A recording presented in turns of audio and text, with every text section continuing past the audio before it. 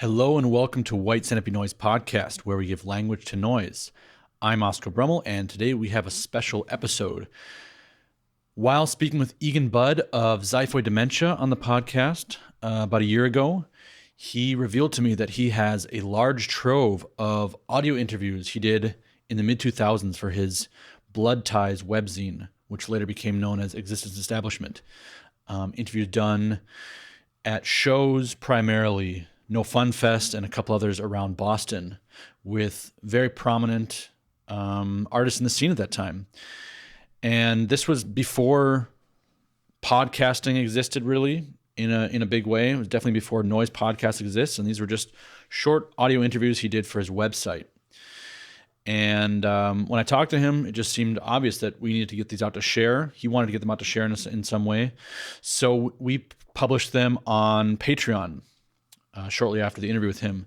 So those interviews have been there on Patreon for some time now, but we decided recently that it's time to put them out to the general public. So here is the full archive of Blood Ties Existence Establishment interviews done by Egan Budd back at the time. We have interviews from MACRONYMPHA, Pedestrian Deposit, Grunt, Halflings, AHLZ, Cathode Tear Secretion, Bloodyminded, Cornucopia, and Immobilio.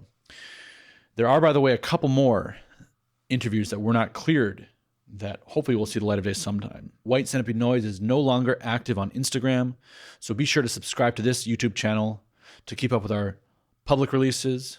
For full access to our complete archive of interviews, exclusive WCN TV content, and our Discord community, support the project at Patreon. That's patreon.com/White Centipede Noise. Next week, we have a new interview with Adam Jennings of Winters in Osaka and Dismantle on the podcast. So keep an eye out for that, and see you soon. MACRONYMPHA.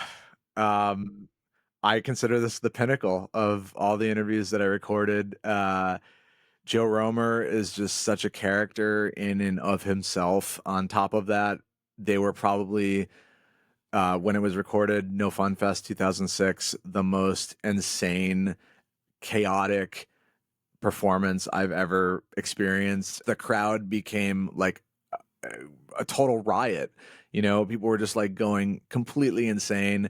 I think they had like a sewer grate up on stage, and that was somehow being smashed into gear. And there was like, it started with like Joe and Roger up there, and I think there was like maybe the women from 16 Bitch Pile Up. I remember them. I'm not sure if they played or like, there was just, it was crazy. I think Dom got on stage at one point too from Prurient. It was just like, it was totally insane. But yeah, Joe Romer, I mean, he's just unparalleled. You know, old school noise heads, been doing it longer than, you know, almost anyone I know, and incredibly influential. So yeah, just the interview speaks for itself. So I'll let this one just simmer. So you're from Pittsburgh, right? No, I am from New England. Oh, grew up in Massachusetts and New Hampshire, and have strong ties to New England still. But because of things that happen in your life, you know, you move and you travel. So Pittsburgh, I wound up in like 20 years ago. Okay. So it worked out to be affordable and pretty cool at that time. Because of Carnegie Mellon, there was a lot of cool people like Telecore and Filet of Feedback and Minoz and V and the Bee Children, who were also coming into doing a little bit of noise in the area. So it was a good place to settle, actually. I actually was in Pittsburgh like for about a year and a half, 12 months ago. Did you? How'd you like it? Near the college?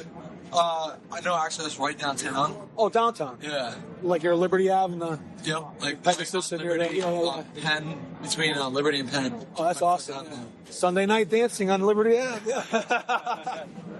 But I used to go down there to cruise the trannies myself. For people who missed it, can you give a description of your thoughts on last night's performance? What happened? Throbbing, sweaty, bloody, flesh-cut mayhem that, you know, we go with the flow. You know, we don't get anal and say, oh, well, you know, it ruined our set. And we're like, we had planned a little more sex. We planned a little more controlled sound and a little more playing off each other, a little call and respond like with our sounds. But you know what?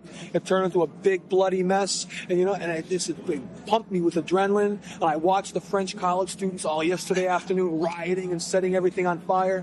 And I just channeled all that energy and said, hey, we're doing this this for French students, man. Let's do it. No regrets. No regrets. And those Texas guys that came up on stage with the big, fat, flabby asses, if we ever see them again, they're going to get tossed off the stage again. All right? All's fair in love and noise. So this was this the first time that you've ever performed with Roger Stella and with Tim Olvera? Well, Raj and I have probably done like 15 shows together. This was the very first time I've ever met Tim ever. We've collaborated for about 7 to 8 years, but never, ever have met in person. How do you choose your collaborators? Purely on talent and sound sources. I mean, with Tim, we didn't have to necessarily be hangout buddies because when Roger left the band 10 years ago, I was in the middle of putting together about 4 projects, and I like working with other people's source material as well as my own just to give me that much more variety when I edit. So at the time I was doing the Melting Softly LP, I had an original rough cut of that, but then Molest and K2 sent me some sounds to work with, so I made a new edit and reincorporated that, and that's how we finalized that album. Tim gave me some sounds for the K2 album. Nice. And we did some mixing together of, I did some of his track mixing together, and we were involved in that, self-abuse serial killer project, and we're working on our own pieces for that. So, mindset where we enjoyed each other's sounds. He's a mellow guy to work with. He and I fed off each other's creativity, and we're both Latin kind of, so we had that, I'm part Latin, he's Olvera, he's part Latin and Portuguese, so we kind of had that kind of bond, so. The Latin sounds. Yeah, Latin noise, the Latin noise, what would you call it, macho energy or something. Because we're organic, we're not totally knob twirlers, we like to put the physical into it too, so. So how long have you been performing live as MACRONYMPHA? As Macro since 1991, 15 years. What has been like the most energetic performance? Like what's been the most interesting? Can you give us a description? Well, we've kind of gone through 2 phases because back in the early days when we were doing it in 91 to 94, we used to have these big shows in Pittsburgh at a place called the Beehive. Big stage, great place. We had tons of metal. You thought we had metal last night. We had a whole room full of metal. Big boilers and tin drums. And so we had a guy with a garbage truck that ran a salvage yard. He would come pick up all our stuff at my house, take it to the show at the Beehive, and come back. And that was extreme. And we're talking about breaking walls and holes in floors and light fixtures coming down and the whole building shaking. So that was probably the most extreme. But this new era, since we've been doing it together, we got better equipment now. Probably better looking now. We actually have cars that make it to gigs. So this whole new thing now, I have to say Chicago and New York I like equally. Chicago I like for the sound. You can't get better than that empty bottle PA system. That is the best. That guy knows his stuff. 12 monitors on the stage. And the sound is perfection. Yeah. So that was sound, but not as much energy, although that was pretty energetic. But New York here was just total chaos energy, but the sound wasn't so perfect. Right. But who cares? It was 2 different shows, both I think I loved the most. What do you how do you get your ideas for the stage show? Have there been more involved stage shows before than what happened last night? I'm a person. I started out as a journalist, so I got my degree in journalism. So I've always been a photographer type chronicler person. Some people mistook our early Pittsburgh LP and thought we were racist, or took our sexual stuff and thought we were sexist. But it was always about journalism, about holding up the picture as a mirror to yourself and having you judge where you're at in your life.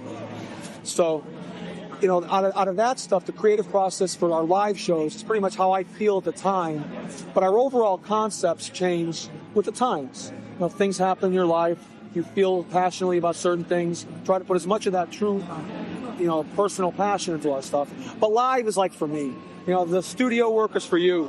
I put 120 cuts on the first 20-minute side of this record. 120 individual edits to make that 120-minute track on this record. Wow. That's what I do for the fans. But when I play live, it's for me. Yeah. It's how I feel that night, what I want to kick out of myself, the adrenaline I got going. yesterday just happened to be the French rioting students, so fucking vive la France! So if a lot of your noise, like for a lot of people and yourself, it's very personal. So where do you have a lot of personal inspiration behind like what you're documenting, like Yeah. more photos and like Yeah. photographic? Oh yeah. Well, yes. Pittsburgh was just pure Pittsburgh. I mean, that was maybe the 9th year I'd been in town, or the 8th year I'd lived there, and I really got to know the lay of the land by then.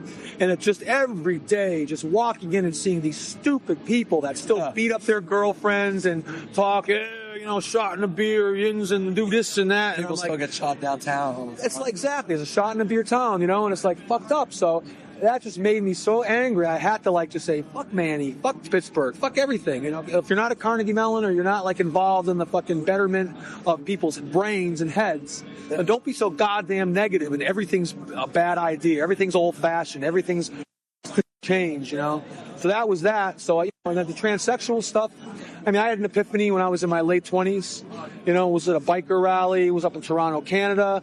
Hot little chickie was sucking my cock a couple nights in a row. Turned out the third night, found out that chickie wasn't really a chickie.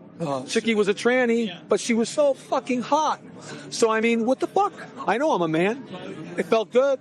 I let her suck my cock again. So, I have a natural affinity to some trannies. I mean, sometimes I walk by them. I can't help it, right? So I don't care. But that, and then, of course, women. I mean, I've been a pussy hound since I was 13, Had my first sex when I was 14, so, I started young. And the other stuff, a lot of the violence and the death images and that kind of stuff, it's just like Noise War was a reflection of a noise war. It's like people don't know the aftermath of war. Like they see the Iraqi shit, and war, it's video game. It's like, Resident Evil, with... or it's whatever you see on the news. Exactly, and it's bullshit, man. Look at Al Jazeera. Look at the fucking dead bodies, the melted skulls, the babies' heads that don't have skulls because the skull's 4 miles down the road and you just got a head laying there. I mean, that's what war is. So Noise War, we want you to take a look. And that's why we did it that way. So that's where our aesthetic comes from. It's a lot of journalism, a lot of inspiration that what we feel about. So, speaking for me anyway, So, when you work on the album stuff, do you normally, what's your process? Do you usually work with, just analog gear, or do you do stuff on the computer now? Did a lot of, mostly all the analog stuff. And I don't do anything on computer now, but I just got a hold of a Jam Man, and you can take some of the loops and download them on a computer and mess around with them a little bit that way. So I might start doing a little bit of that, but I've never wanted to have the noise perfectly digitally, because I'm not a big digital fan. I mean, if you listen to a noise CD and you listen to a noise album, there's no comparison. Yeah. I mean, you just don't get that gut-wrenching, churning, make you want to drop your bowels, low-end subwoofer sound that you can get on a analog recording because of the bleed and because of the signal process. You just don't get that on digital. So it's so it's not as rough and rumbly and it's not as visceral. Yeah. It's nice and pristine and clear, but it doesn't rumble in your guts. So I like the analog, but now I bought a bunch of new equipment since we're going on tour. So, I kind of got a few new toys and a few new digital things. So I need to go on tour. Loopers. Yeah, I think next spring we're going to do the one that Ron canceled out on this year. Probably hook up with Miko and go to Finland, Sweden, maybe Germany or Poland or something. Hit some of those Eastern European countries and most of Europe, and then maybe later in the year next year Japan. But for now, we're going to hit the No Future in North Carolina, and we're going to go up, maybe do a show in Boston, go back up to the Chicago and Detroit area, because those guys up there, all the New Yorkers seem to have moved up into that area. So there's a big community up there, and you can always work in Detroit and Chicago. So it's a good ride from Pittsburgh too. So we're doing a lot of shows like that. Cool. So that's where you're getting ready for tour, and things have kind of evolved a lot. How'd you first start the project? Oh God, how did you first start the project? How'd you first even get interested in noise? Drugs.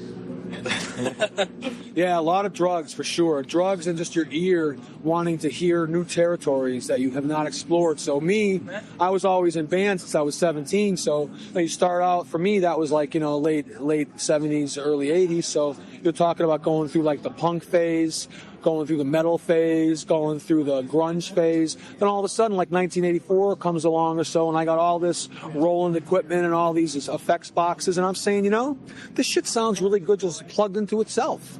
Why do I even need to play a song? Yeah. Fuck songs. Yeah. Fuck words, and fuck all that sappy bullshit. I want to hear the sounds. Hendrix, Hendrix and Pink Floyd and, you know, all the old, Lou Reed and, you know, Metal Machine music and all this stuff. It's like that was such a cool part of my life as a kid with the prog rock thing and the noisy stuff. Seems like sometimes they were heading in that direction anyways. Yeah. You wonder what they'd be doing if they were still around. You know, it's kind of like the thing where I think all artists that are perceptive, I think, take advantage of the equipment available in their time frame. And for them, that whole synthesizer thing with the ARPs and the Moogs and all that was very influential in how they used the tools to create what they created. And they came out with brilliant stuff. So, you know, I'm doing that, and it's 1984, and I'm looping, and I'm hearing distortion, and I'm liking it, and I'm putting it together and making little tapes here and there. So, you know, another 4 or 5 years go by and just exclusively abandon the band thing. Then I met Roger in 1990. He was like, I think 20, you know, and I was already in my 30 or close to 30. So, you know, it's like he was much younger, but we had a very good collaboration the first time we played. I think the first time we ever played was like we picked up guitars and just sat there and just played, you know. Yeah. And it's cool to play with somebody that knows what the hell they're doing because you don't have to say, oh, change chord. We're just like sitting and playing and listening and close our eyes and just like, you know, sit there. And so after getting together that well, he had a lot of little Digitech looping toys.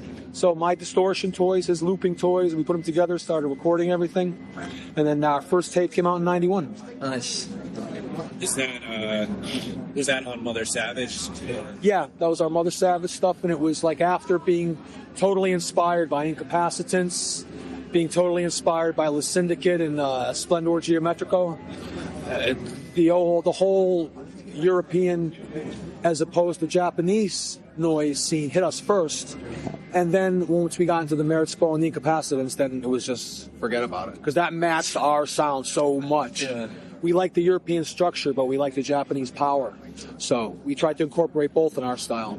And you put out a new tape recently for your show in Chicago. Is that considered a Mother Savage release, or is the label inactive? Yeah, I would consider that because Ron Lassard from Triple R asked me to dub up maybe 10 of all my old Mother Savage tapes.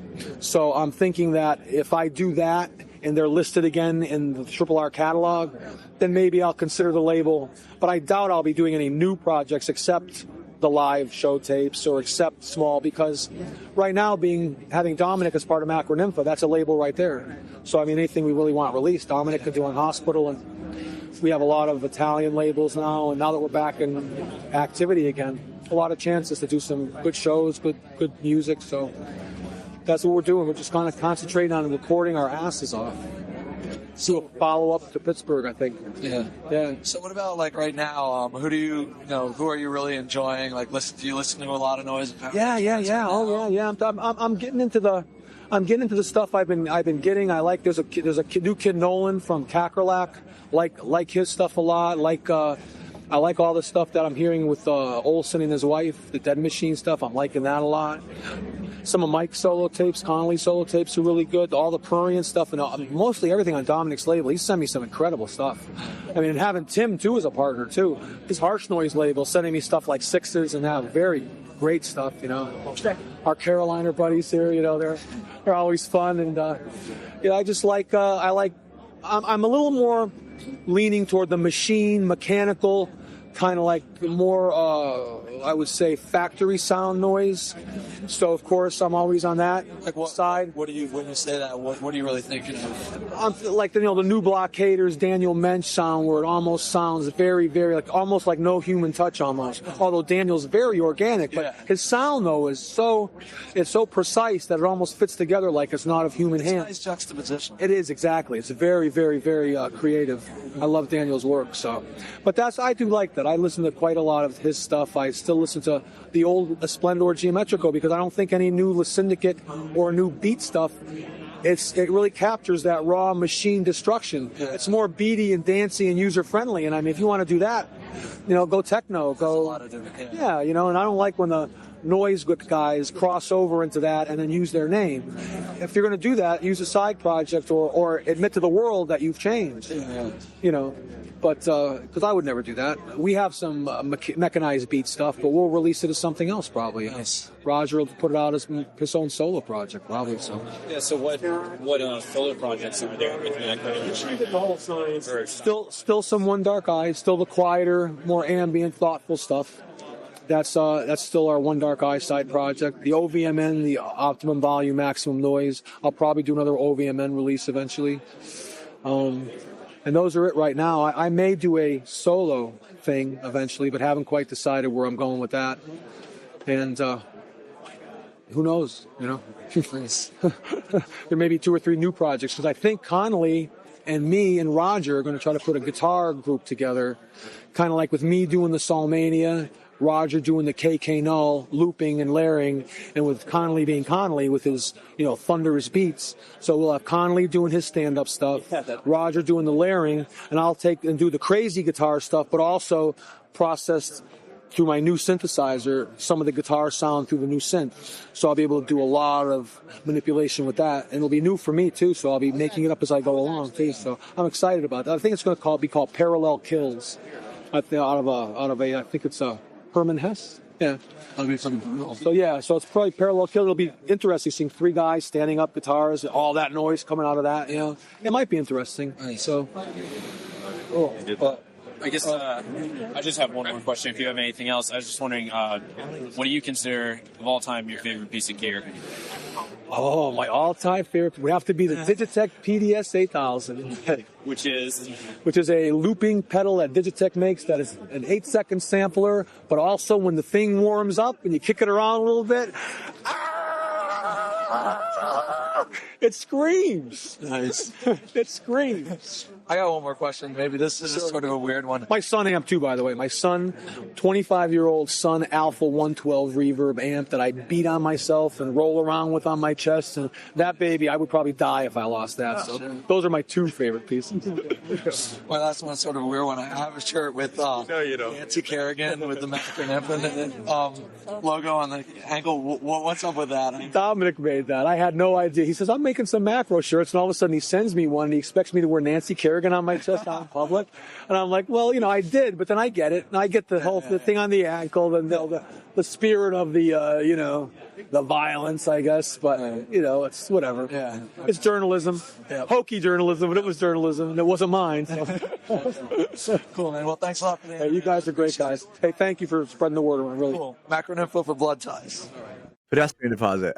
So the time and place, I'm not really sure exactly what time this was recorded. I would guess 2006 or 7 maybe. 119 Gallery in Lowell. It was a show there, and that was a DIY space right down the street from Records. And I believe the lineup was Sickness, Icarus, Pedestrian Deposit. There might have been 1 or 2 more acts. We used to stack a lot of noise acts together back in the day. It wasn't my show. I don't know who booked it. Probably Ron, because he didn't go out often, but you can hear him in the background. He's actually in the room during this interview. And there was also a guy that comes and interrupts named Chris. He booked shows in New Hampshire and was a noise dude, but later became a crust punk, and kind of like went that way for life. Really cool guy though. And then Benjamin Nelson's also helping with this interview. And this was the first one that I listened to when I went back, and it had been many, many years. And obviously I hear my voice, and it's just like I sound like Charlie Brown. I sound like a, you know, really young person here. So it was kind of shocking to me. But yeah, I felt like Jay was very soft-spoken, so it felt like a bit of a difficult interview for me to keep going. But overall, it was like very interesting, and yeah, Not much more to say about it. Just take a listen. Okay. Pedestrian deposit. Take it. That's Chris. Oh, sorry, interviewing. My B. You're a fucking asshole. How was I supposed to? You're gonna be in this. I'm not editing this. That's cool. Get out of here. Take it easy, guys. Okay. So your set was really good, first of all, and I don't know where to start. Do you have a question? What's the inspiration behind the name Pedestrian Deposit? Well, I came up with the name about 6 years ago now. And I just remember seeing the word pedestrian somewhere, reading it, and I thought, I should use that for something. And I have no idea where deposit came from. I can't recall at all. It sort of puts a picture of my head of like Pink Floyd's The Wall, and I haven't even seen the whole thing, but like just the people on a conveyor belt like being like put into a meat grinder or something. I don't know. I guess it's sort of weird, but just like, you know, I guess a pedestrian sort of makes me think of like just an everyday person or something. You know what I mean? Was the inspiration for the label name the same process, or? Yeah, pretty much. You've worked with hospital and stuff. How did you get hooked up with Dom? I've known Dom practically since I started doing this and since he started doing this. I was one of the first people that he contacted when he started his label, and we just kept in touch and continued to trade and release things and so on, and it just... Was Pedestrian Deposit the first noise project or the first activity that you had going on in the noise scene? No, I did quite a few things under my own name for a few years before I started Pedestrian Deposit. Harsh noise also, or? Yeah, a little more traditional in terms of instrumentation, but still harsh. Like electronic-y instrumentation, or did you work with acoustic stuff? No, not so much electronic, just made guitar, pretty much. There's a lot of there's Ron Lassard cackling. There's a lot of strings and string samples, like orchestral samples, in a lot of your tracks. Is there a reason behind it at all, or? Not really. It's just another sound that interests me that I use.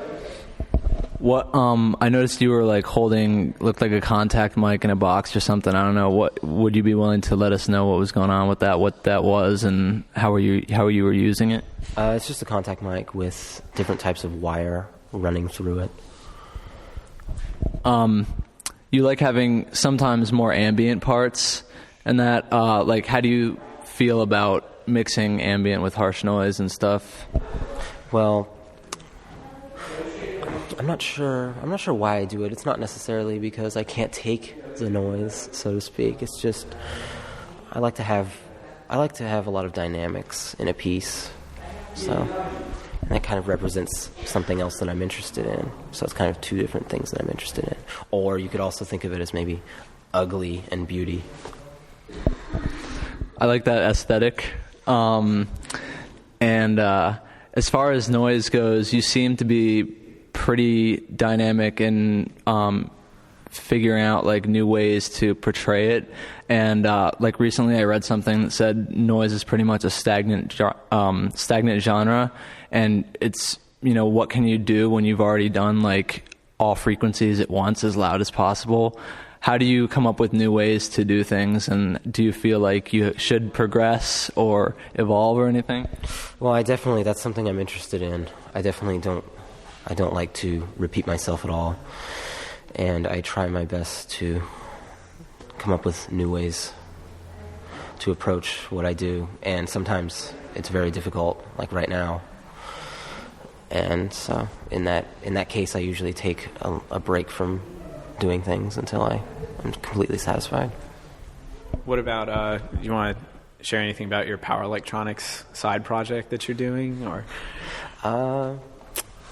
Well, my power electronics side project, Emaciator, something I do on the side, which is kind of the opposite of pedestrian deposit. It's not about progress at all or developing. It's just kind of something I'm interested in, just raw, dirty sound. I see a lot of like Broken Flag influence in terms of the tape cover design and in the sound. Was Broken Flag kind of one of your original inspirations into doing noise? Actually, it wasn't an original influence. I came into it much later. In the beginning, I wasn't too interested in power electronics, but that's something more recent. If that wasn't your original influence, what do you think was? What got you started in noise? Honestly, it was Merzbow. Yeah. How did you figure out, like, how did you come upon him, etc.? There was a record store where I live that had a large import section, and they had a few Merzbow releases in the import section, and no one bought them, so the price would just go down. Like every couple weeks it would go down. It would be like 20, then it would be like 15, and then finally when it was 10, I said, okay. And I bought it, and I promptly went back and bought everything else they had. So you liked it right off? Mm-hmm. Well, at first, the very first time, the initial contact I had with it was I didn't know what to make of it. I didn't expect that. I'm not really sure what I expected. What release was it that you first heard? Great American Nude. So before being exposed to Merzbow, what did you have anything to do in terms of loud music? Were you interested in like grindcore or hardcore, anything loud, or? Not really grindcore or hardcore. I was mostly into just more experimental things or traditional rock music. You've been touring for, I don't know, a while, I guess. Do you have any interesting stories for us on the road? Not from this trip. Anything. From the last tour. I don't know why this came to me, but we were in New Hampshire, and it was after the show, and we went out to eat, and we walk into this diner or restaurant, and it's completely full. And so we stood there for a while. No one was seating us, and it was also full and kind of crowded, so we went outside. We kind of waited. We figured someone would get up and we could take their place. And so as we're standing outside talking, we just kind of casually look into the window, and there's a guy with a girl, and they're both sitting on the same side of the bench, and she's giving him a hand job right there by the window. Did anyone else seem to even notice in the restaurant? I don't think anyone in the restaurant noticed, but we all did outside. Do you have any more questions? No, that's all I can think of. Well, thanks for doing our first interview. We appreciate it. Anything else you want to add? Or I can't think of anything. Okay. International Noise will be on display in Montreal 3 days in July for Initial Shock 4. On July 3rd, 4th, and 5th, 2026, catch Killer Bug, Kazumoto Endo, Fold, Violent Shogun, A Fail Association, Knifed Out Existence, Black Corolla, Moss Harvest, High Grove, Murmur and Jazz Hand, Hypertrophy, Nimi Ami, DFH, Miox, Zodkar, Crucified White Savior, Dang, Rhoda, and Catholic Stare, plus a daytime noise market on July 4th. Individual tickets and discounted weekend passes are available now via screamandwrithe.com/Initial Shock. Initial Shock is presented by Scream and Writhe, with thanks to gracious sponsors from the noise world and beyond. More Noise Please, Noise Receptor, Pensione Popolo, Pizza Bouquet, Rocker, Untitled, and White Centipede Noise. Potentially the most complex is Grunt, Miko Aspa.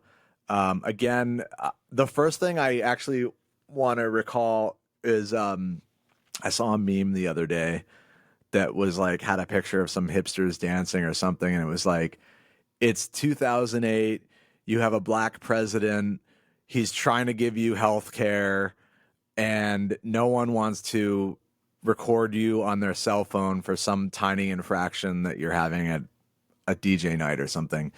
And that's probably a good meme that provides a little bit of context for this. I mean, I almost had like completely forgotten that Miko had put out white power stuff on his label, because at the time it just didn't seem like that big of a deal. There was this whole push in noise to be like, oh, well, we should, free speech, present both sides, and I do believe in free speech, as in, people should be able to say things that you disagree with, even if it's something as horrible as, white supremacy.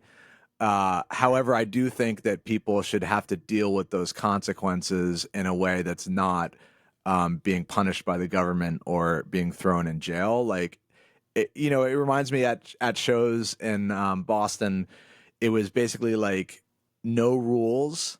Like, you don't put rules, but if you're an asshole, you're going to get fucking punched in the face and kicked out. And I think a lot of people these days don't understand, the difference between having free speech, but then also having repercussions against things that you say. And I would align that with like cancel culture and all that. But I mean by that is like right-wing people saying racist shit and then getting canceled and saying there's no free speech. Like, no, that's the repercussions for what you said. You're not in jail right now. There's still free speech. But so anyways, long rant, but I would not interview Miko these days. I think that the things that he's done with his label and potentially other things that I may or may not have heard along the grapevine, not really a person that I would give a lot of or any exposure to. But I think this is a part of history. He definitely played a role. This was recorded in 2006 at the No Fun Fest weekend, which Grunt also performed at. Absolutely killer set. Yeah, so it also cuts off. I'm not sure if it was originally longer or not, but I wasn't able to really uncover any other versions of these files. So I'm not really sure. I think it's about 12 minutes, but yeah, here it is. Grunt, the deep, dark shit. So we're here with Miko of Freak Animal. And have you come over just to play the one show this week? Yes, just for the one. Last time I did 3 shows, but didn't have time to do anything else. This time I thought that I would play one show and use the other 2 weeks for doing something else than playing. So you're here for a while then, huh? What? You said you were here for another 2 weeks? Yeah, it's almost 2 weeks. So I had finally time to check out all the places in New York and what I have wanted to see. And the last time you were here, you only played a few shows. Have you ever done a live tour before in another part of the world? Or there was Japan tour last year, about the same time. It was 5 shows. That's the biggest tour I have ever done. I usually don't play live so much. Just the last couple of years has been more active. Before that, I only did like 1 show in a year or 1 show in a couple of years. Now you've played with Cloma and done some split releases with him. How did you get involved with him in the beginning? It was in the late 90s when Finnish noise scene wasn't that active yet. And there wasn't so many people doing releases. And I just happened to get in mail his first tape release. We just got in touch after that. I got in touch with him when the first tape came out. Then I met him a little bit afterwards. We had some same ideas about making music or noise, and we got along quite well. He lives in other part of Finland, so we don't see that often, but we have done some recordings together. I have released his releases on Freak Animal. I have arranged shows for him and played with him, and been also playing when we went together to play some shows in UK. And it's just one of the persons in Finland who is sincere with making noise and really into also creative, not only making noise, but creative in any kind of like experimental electronic stuff. Yeah, he's sort of gone into some more electroacoustic realms too in some of his later stuff. How do you feel in general about like other, Oral Hypnox comes to mind too, like the dark ambient stuff? Are you into that at all? Do you think that has a place in power electronics and noise? Or Actually, before there was Oral Hypnox label, the band, I don't know how it's supposed to pronounce the iCorax. The first real release was on one of the Freak Animal compilation CDs, Degenerating Finland, that they came out in late 90s. And it was their first real CD track.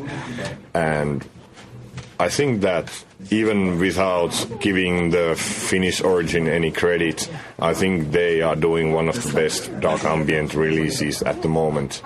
And it has, if you know the persons, you know that it has also like personal touch in all the artwork and the content of music. It's not only like pasted on the music, it's only that they are doing something what release what they are doing. I completely agree.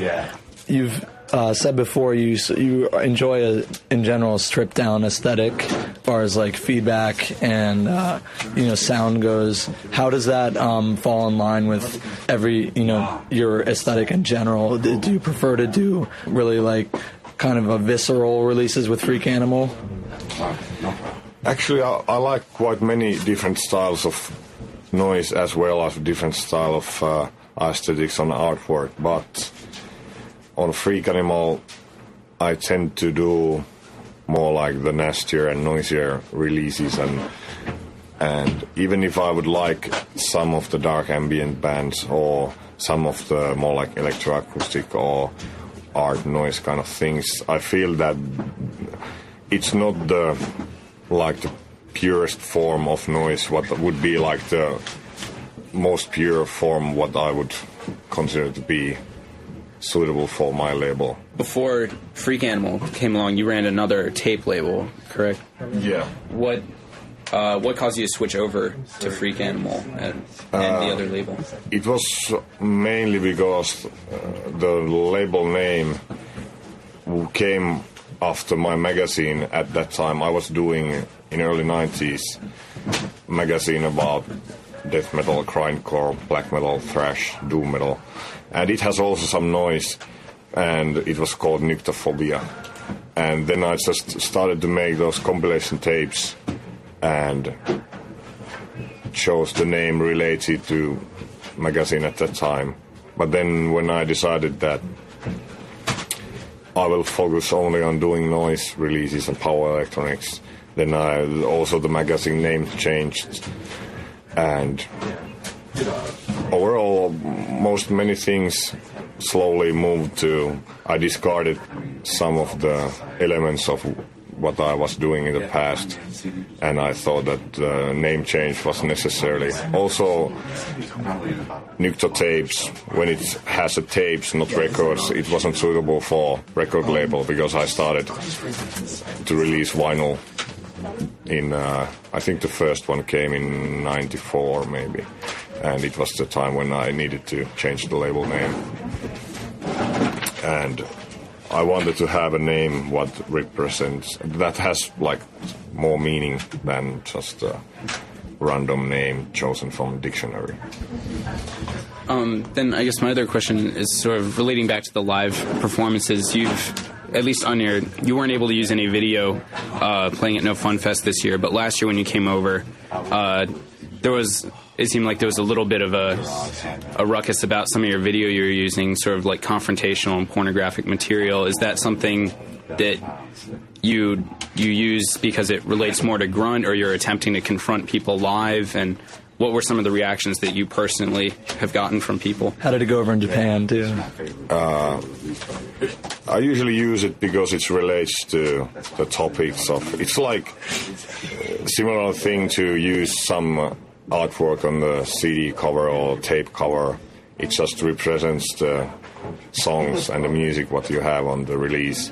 And the same way it's there. The videos are there in a live show to give the meaning for the music, because otherwise people might not know really what you are about and what the sound is about, because the sound can be almost same as any other band doing some completely different kind of motives, but there's not really serious attempt to shock or like disturb the audience.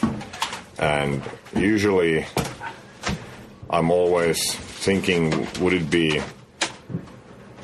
like reactions from the last Finnish show what I did was maybe the most disturbed, in a way that people were honestly pissed off about the video, what really happens with me in Finland especially, because people seem to be able to swallow anything, but now it was like too much for most of people.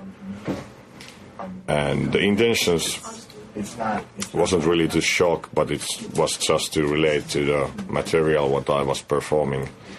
But I expected that there can be some of that, but I also know that lots of people just will enjoy what I'm showing, and some people will ignore that, and some people will consider it as a funny thing to do. And there's no, like, I'm not really responsible to think what other people might think about the video, so it's only made to satisfy myself in the way that I see the whole thing work as it's supposed to be.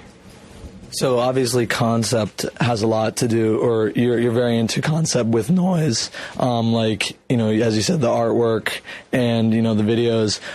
How does that line up to, for instance, you doing like stuff with Emil Bolio? Because I know his stuff seems to be mostly humor based. I know you just released a full length CD. You know, how does that work out? Is it just because he's a friend, or are you like?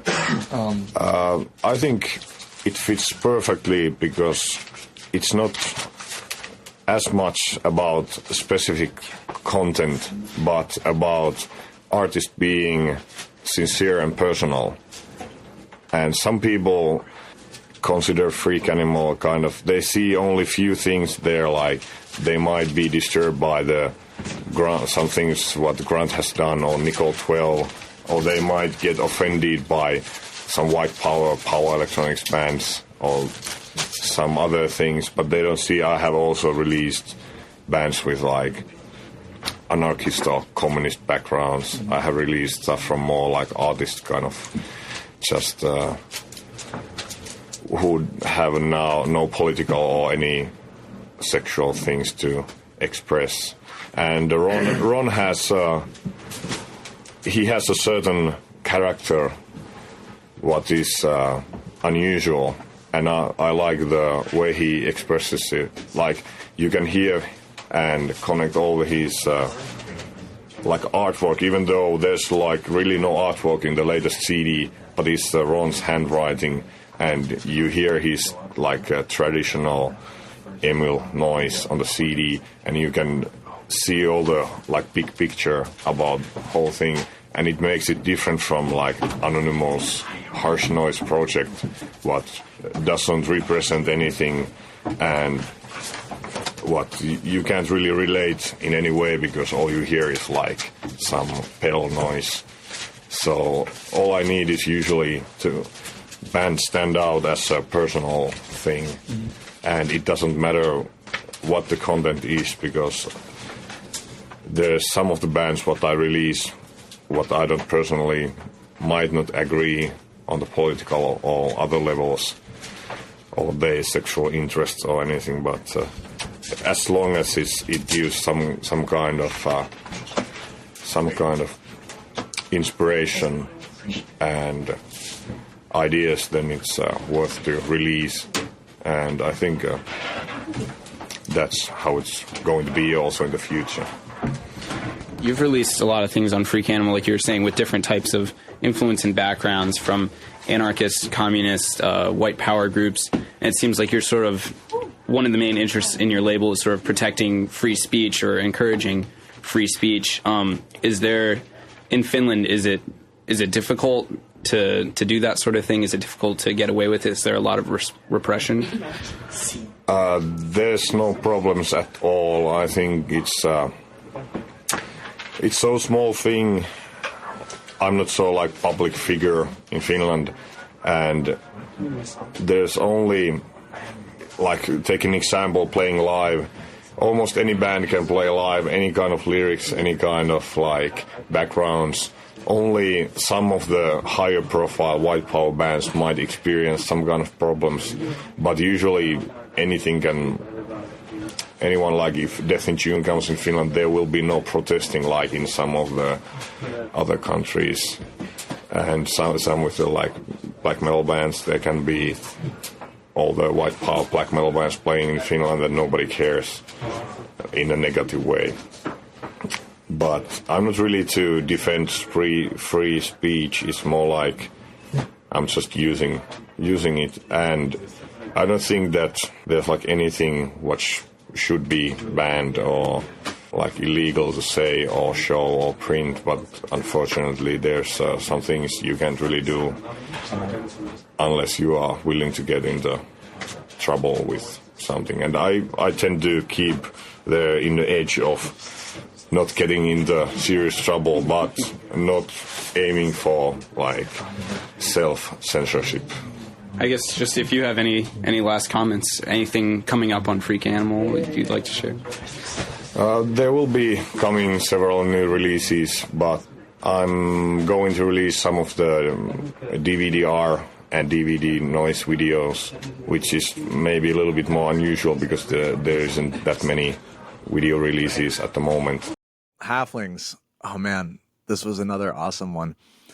This was recorded, I believe, at a party after the 2008 Northeast Regional Power Electronics Festival that was put on by Shane Broderick of Two Dead Sluts, One Good Fuck. And it was kind of the first, like, more scummy Power Electronics Festival that I attended in the 2000s in Boston. So Halflings in general, they were part of the Red Light District that came out of New York City.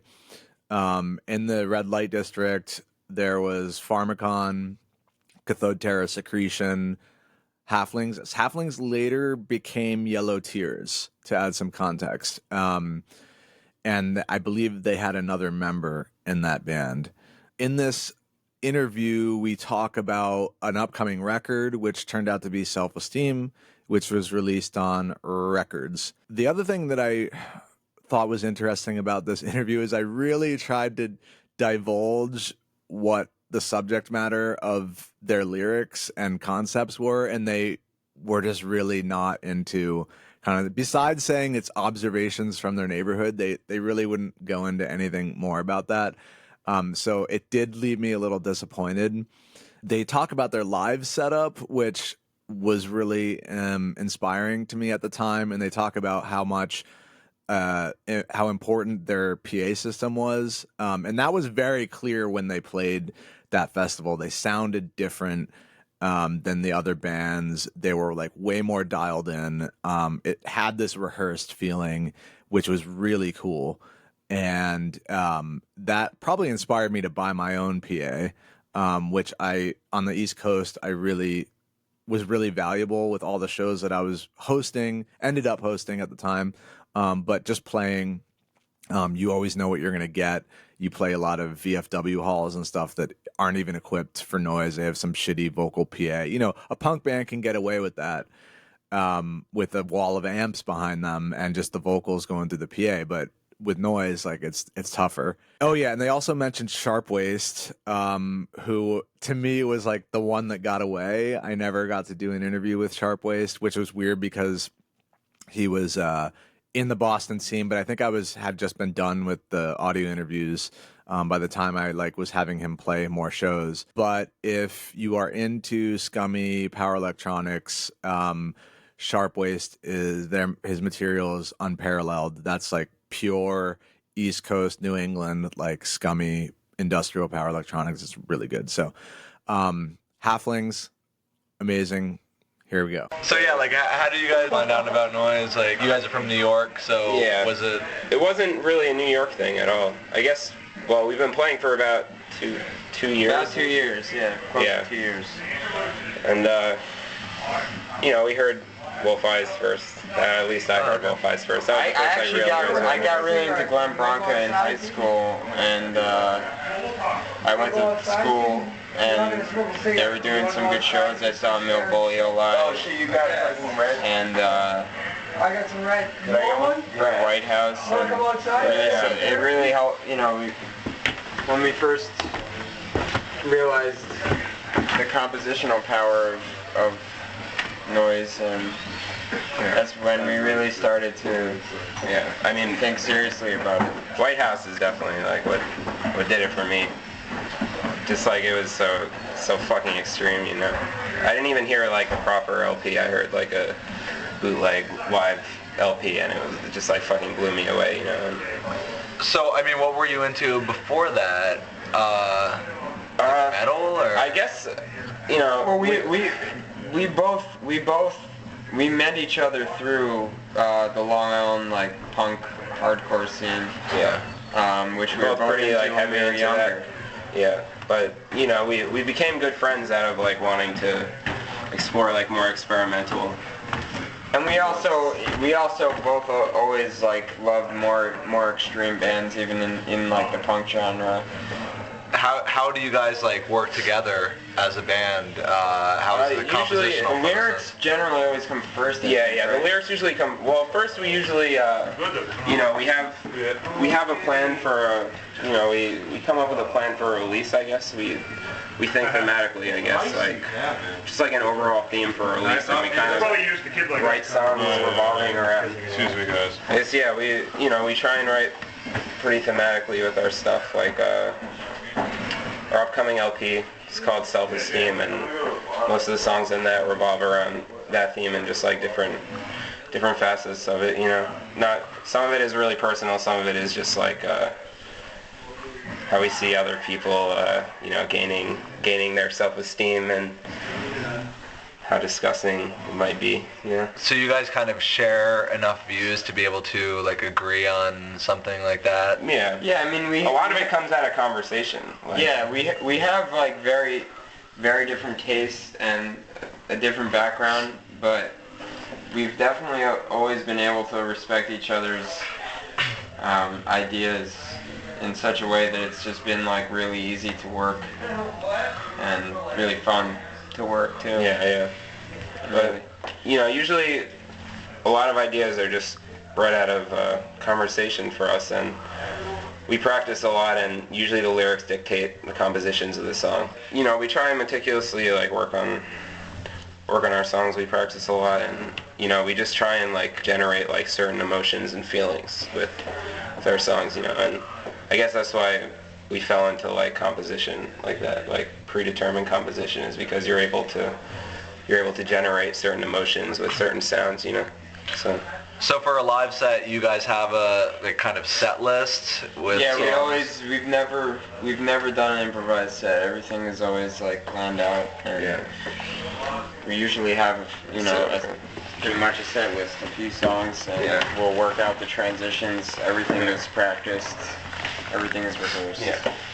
How do you feel about improvised noise? Does any of that kind of stuff that's going on? They can do it well. I mean, I've seen a ton of improvised noise, and I mean, we saw AHLZ tonight, man. I mean, that wasn't.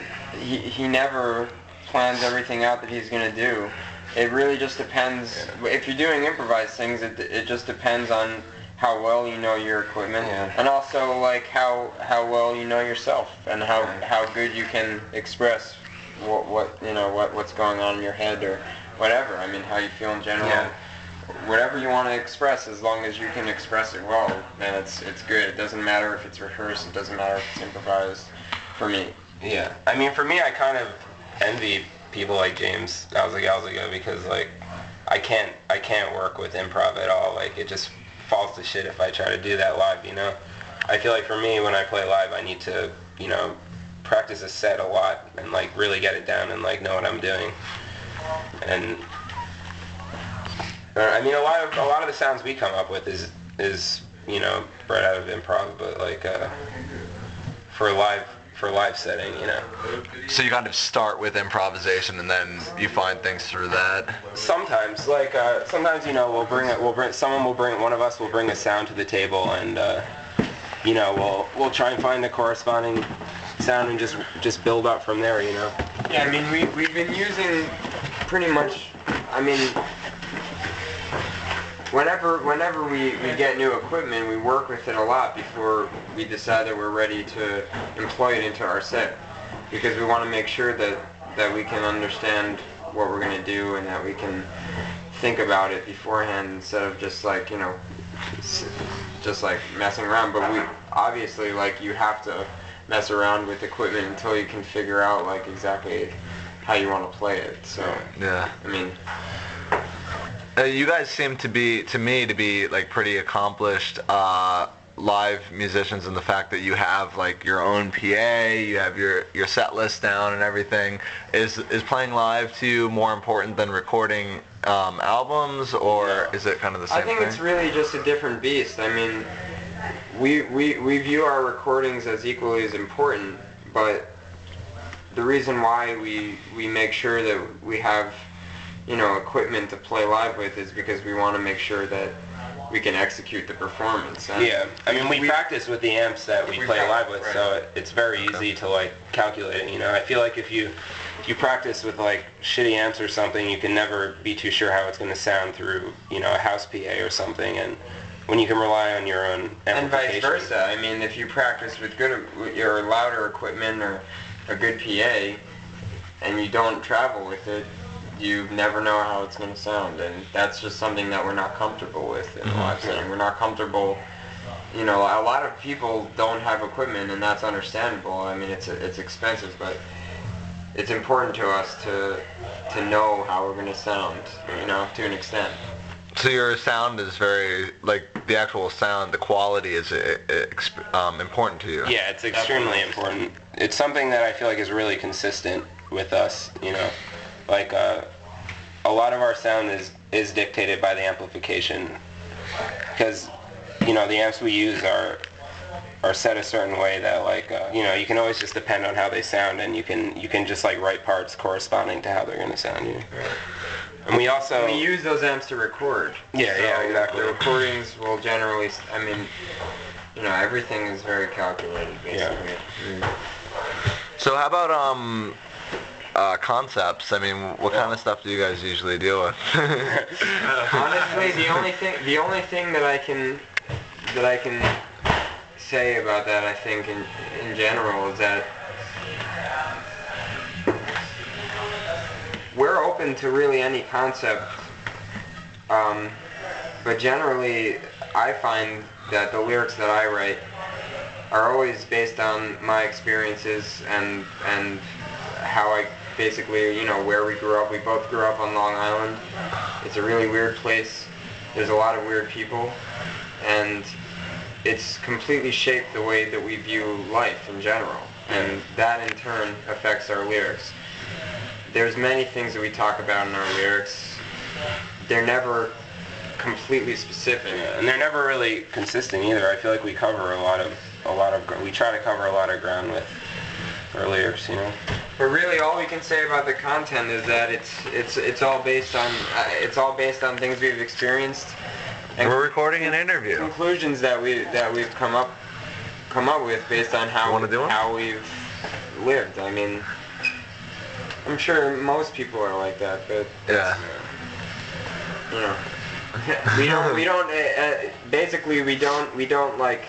generally we don't seek out like certain specific concepts. But yeah, I mean, like we said, it's mostly out of conversation with each other that we come to certain conclusions, and it influences us a lot. We go through certain phases, and we write a lot about. It's kind of like a journal, I'd say. Like, at points I'm like really interested in certain things, and I'll write about them consistently. Like, try and take a lot of different standpoints on different issues, and try to make it consistent. What kind of issues? I mean, like, are you talking about like the bomb sitting on the corner of the fucking street, or are you talking about? I mean, get a little nitty gritty for me. You know what I mean? Like, or is it or is it too abstract to really explain? It's not really abstract, but the lyrics that we use are never like are never 100% clear. Like you can always view them in multiple ways. But really, like I said, the only thing you can say about our lyrics is that all of our lyrics are always coming from our point of views as far as like how we've been raised, the environment that we've been raised in. That's the only thing that has like permanently affected our lyrics, and we can apply that to pretty much any content, and that's, you know, we can have conversations about anything, and that will generally spawn. I mean, you know, What do you get from that? Are you unhappy about the things that happen around you, or are you? I mean, obviously it's aggressive. Typically, yeah. Well, we don't want to. I don't think we really want to put forth like any like stance necessarily. Yeah. Our lyrics are generally observationist. It's usually coming from a third party, even though most of the time, or some of the time, it's a first-person experience, or we take on. I mean, we might, you know. There's usually a standpoint in the content, but like I don't think we don't necessarily like try and make like a. Many times we take on other people's point of views, but that's always filtered through our own point of views. Yeah. I mean, so it's kind of hard to pinpoint like anything specific. I mean, we talk about just about anything. I mean, sexuality is. Can you give me like? Okay, sexuality. Well, sexuality is always a part of. It's a really big part of my lyrics. But it's never, you know, like, you know, we don't like talk about fucking, like, or specifically. It's just the social implications of sexuality. Sometimes, I mean, we don't have any restrictions, and anything that we find interesting, we'll talk about. Yeah, I feel like it's never really too general, either. I feel like a lot of bands that I listen to are very general with their lyrics, but I mean, I won't speak for Jeremy, but I try and be like pretty specific about what I'm writing, I guess. So you guys both write lyrics, you switch off, or do you collaborate? Yeah. We switch as well as electronics too? Yeah, we both come up with ideas. Try and make it as equal as possible. Yeah. And how about the halflings? Where did that come from? What's the significance of that? Well, and what has it become? Should we go into that? It's kind of funny because we came up with this idea for it, or Ryan came up with this idea, and which basically was that we're both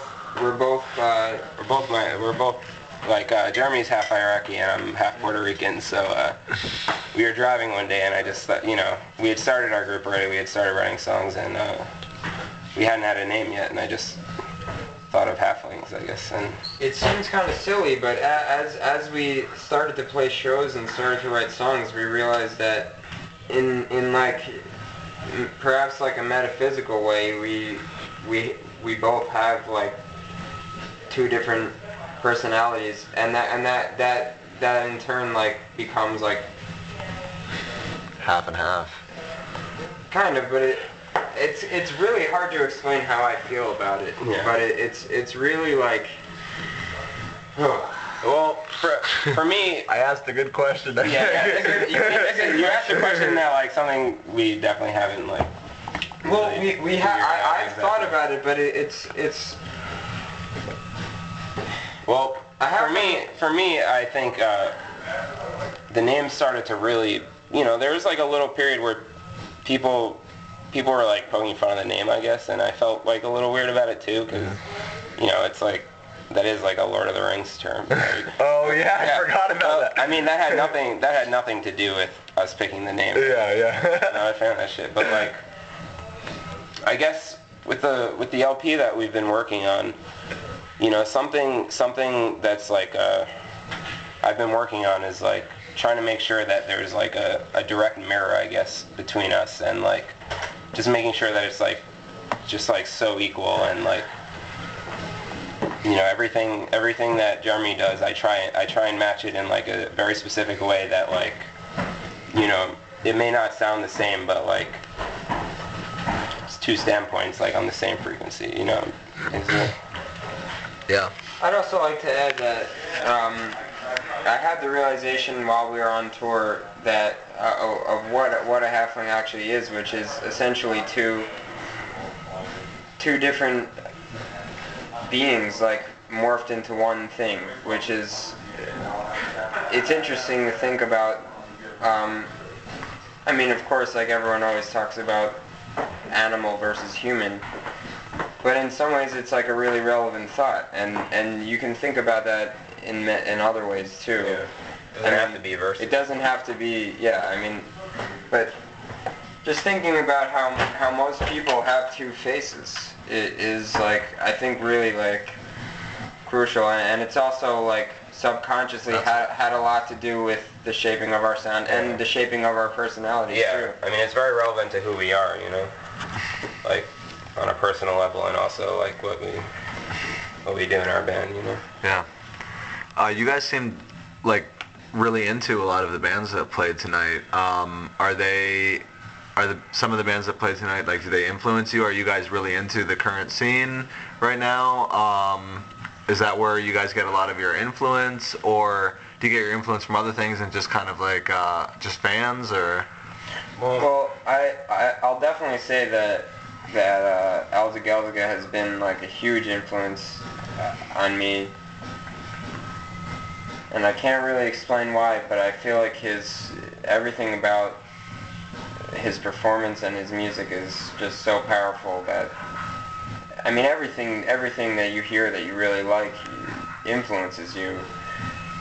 But really, I mean, the show tonight is just like a bunch of us and the people who we've played with for the last years, and the people who have helped us out and we've helped out. Yeah, I mean, we've definitely all just influenced each other, you know. Yeah, we've all influenced each other. We've all grown together, I guess. But. That's what's, yeah, I mean, the scene, I personally, like, a lot of people don't come to our fucking shows, but like, it doesn't matter, because as long as fucking like James is there, and as long as like a few other people are there, that's all I fucking care about. For your like, friends, man. It's all about just playing for the people who really care about what you're doing, and if that's two of your friends who also make fucking music, then that's fucking great. And like, fun. Cool. Well, what do you guys have planned? How about, I mean, I guess I always ask this question at the end, but first about your sound, like, is there anything that you guys, how are you guys planning to evolve, if at all? Oh, of course, and we always want to evolve, but I will say that we're going in a more rhythmic direction. Yeah. And that's really all that I can say. Why would you want We're going to do techno. James from AHLZ. Why are you going that direction? I started playing music. I was a drummer for 8 years. Okay. So rhythm has always been like a huge element of like the shit that I do, and we've never really worked with rhythm. Yeah. So I think we're really excited to move in that direction. Yeah. Cool. We've basically just been, we've been making. We've been working on these like really meticulously working on samples, and we've just been thinking a lot about like how we can utilize these like really rhythmic loops, and it's like a really powerful sense, I guess. I don't know. So how about releases? What do you guys have planned? We're in the process of recording our first LP called Self-Esteem. We're doing that in the studio. Is this your second full length, or? No. We've only done we've done a few releases, but none of them are like proper full length. Yeah. Okay. And none of them are as thematic as this one, or as strong as this one, I think. Cool. We've been working on the material on this one for like close to over a year. Yeah, over a year, close to 2 years almost. So. What label is it going to be on? Do you know, or you gonna shop it around? We have somebody who's willing to put it out, but I don't want to say it yet until like he's heard it. Okay. Anything else you guys want to say to my listeners at all, or? Alza. Check out fucking AHLZ and Sharp Waist, man. Brad. Northeast. All right, thanks, guys. AHLZ. This one I don't have as much to say, but I believe James kind of interrupted the Halflings interview or something, or maybe I know they're just like Halflings are like fawning over AHLZ, and he had an amazing set. It's a short interview, but it's such a gem. James is like just comes across as being a great person, very humble. It was also recorded after the Northeast Power Electronics Festival in 2008. I don't know if I ever saw AHLZ again. I feel like I probably did. I was really into his stuff. AHLZ was incredible lo-fi, cut up, harsh noise, and this was him more or less in his prime. First of all, how did you like your set tonight? This set was very fun. It was probably either my favorite or second favorite set, stylistically and both atmospherically. I was disappointed that it couldn't go down. The place was originally supposed to go down, but this worked out just as good, man. Yeah, that's good. Definitely just as good. Halflings they were saying that you're pretty improvisational when you play. Is that true? Yeah, for the most part. I mean, there's not like a set events that's going to happen. I basically know which sounds are going to appear. Not really too sure when they're going to appear, but I know how to handle them when they do. So, what was your setup tonight? What kind of like hardware and stuff? A noise generator, some multi-effects. Like some rain sounds? A lot of distortion. Is always key to my performances. They generally try to be pretty straightforward and extreme.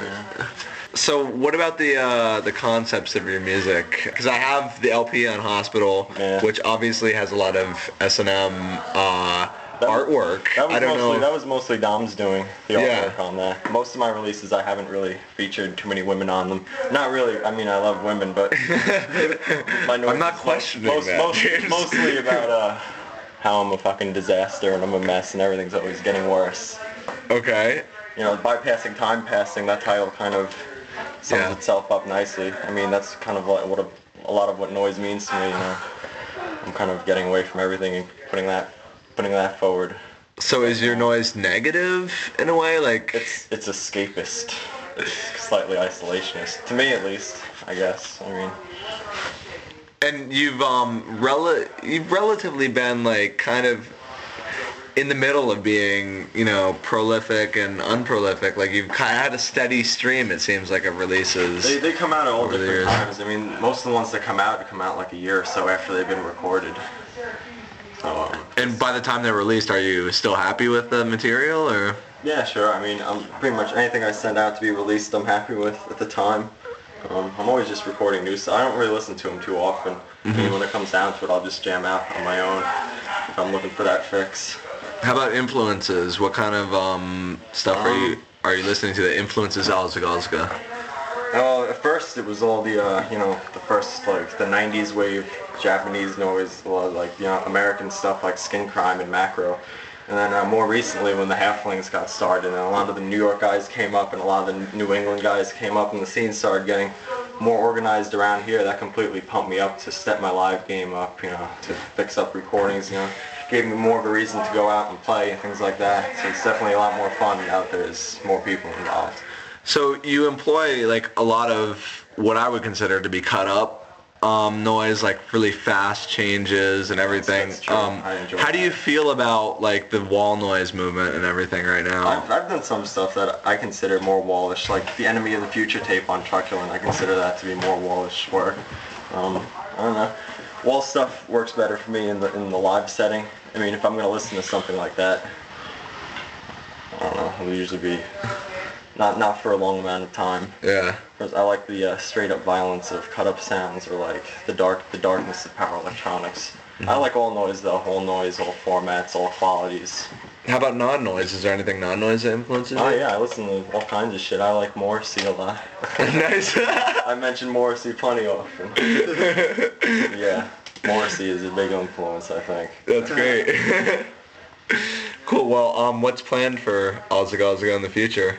Another LP on Hospital, a double 7-inch on craniopagus or craniopagus. Razors and medicine. Label. Yeah, there's a double right. 7-inch on that. That's actually at the plant, so that's probably the next thing that's going to appear. Cool. Yeah, he's working on that shit hood. Yeah, I just gave him the artwork this weekend. Dude actually has my flash drive still. Now that I'm thinking about it. All right. Well, thanks, James, for the interview. Appreciate it. Cathode terasecretion. These guys were awesome.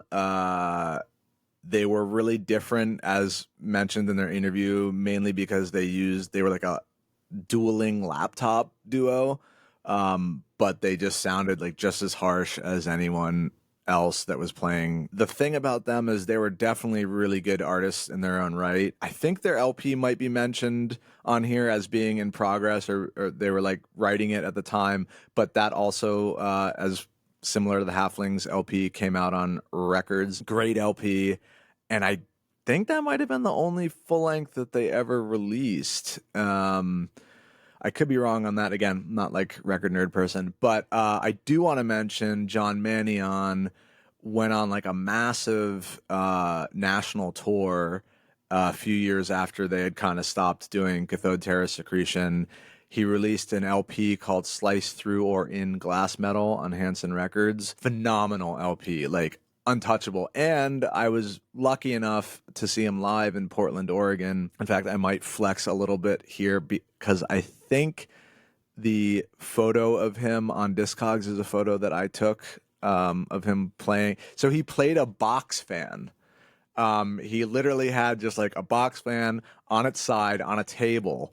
And that was essentially like he treated it kind of like I mean, if you think about it, it's a natural oscillator, right? Because it just like goes around. He had a contact mic on like a credit card, and he would put it on the box fan.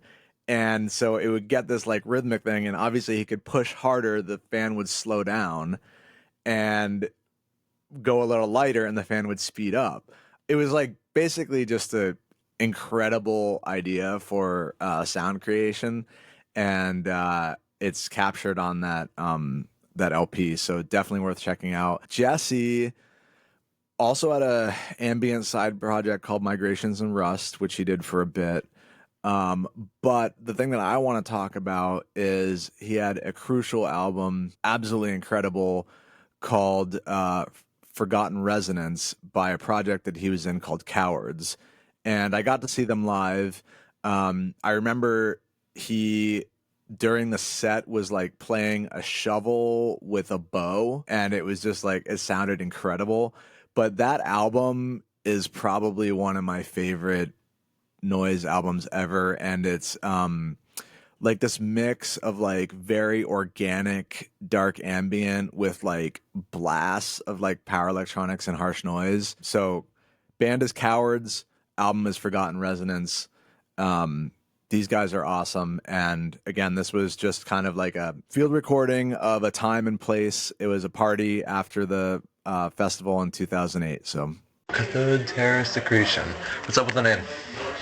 Oh, cathode terasecretion. I don't know. It's in like a TV. It basically it turns the electric signal into the visual image that you see on the screen. It's like an injection of like what the media. It's pretty much media of the current society that we live in. Yeah. That kind of thing. So it's like I don't know. I was thinking about the name, and I kind of got fed up with the whole like. It felt like everything I was hearing from anyone who was in any sort of realm of power was just like, you need to be afraid, you need to be afraid, you know.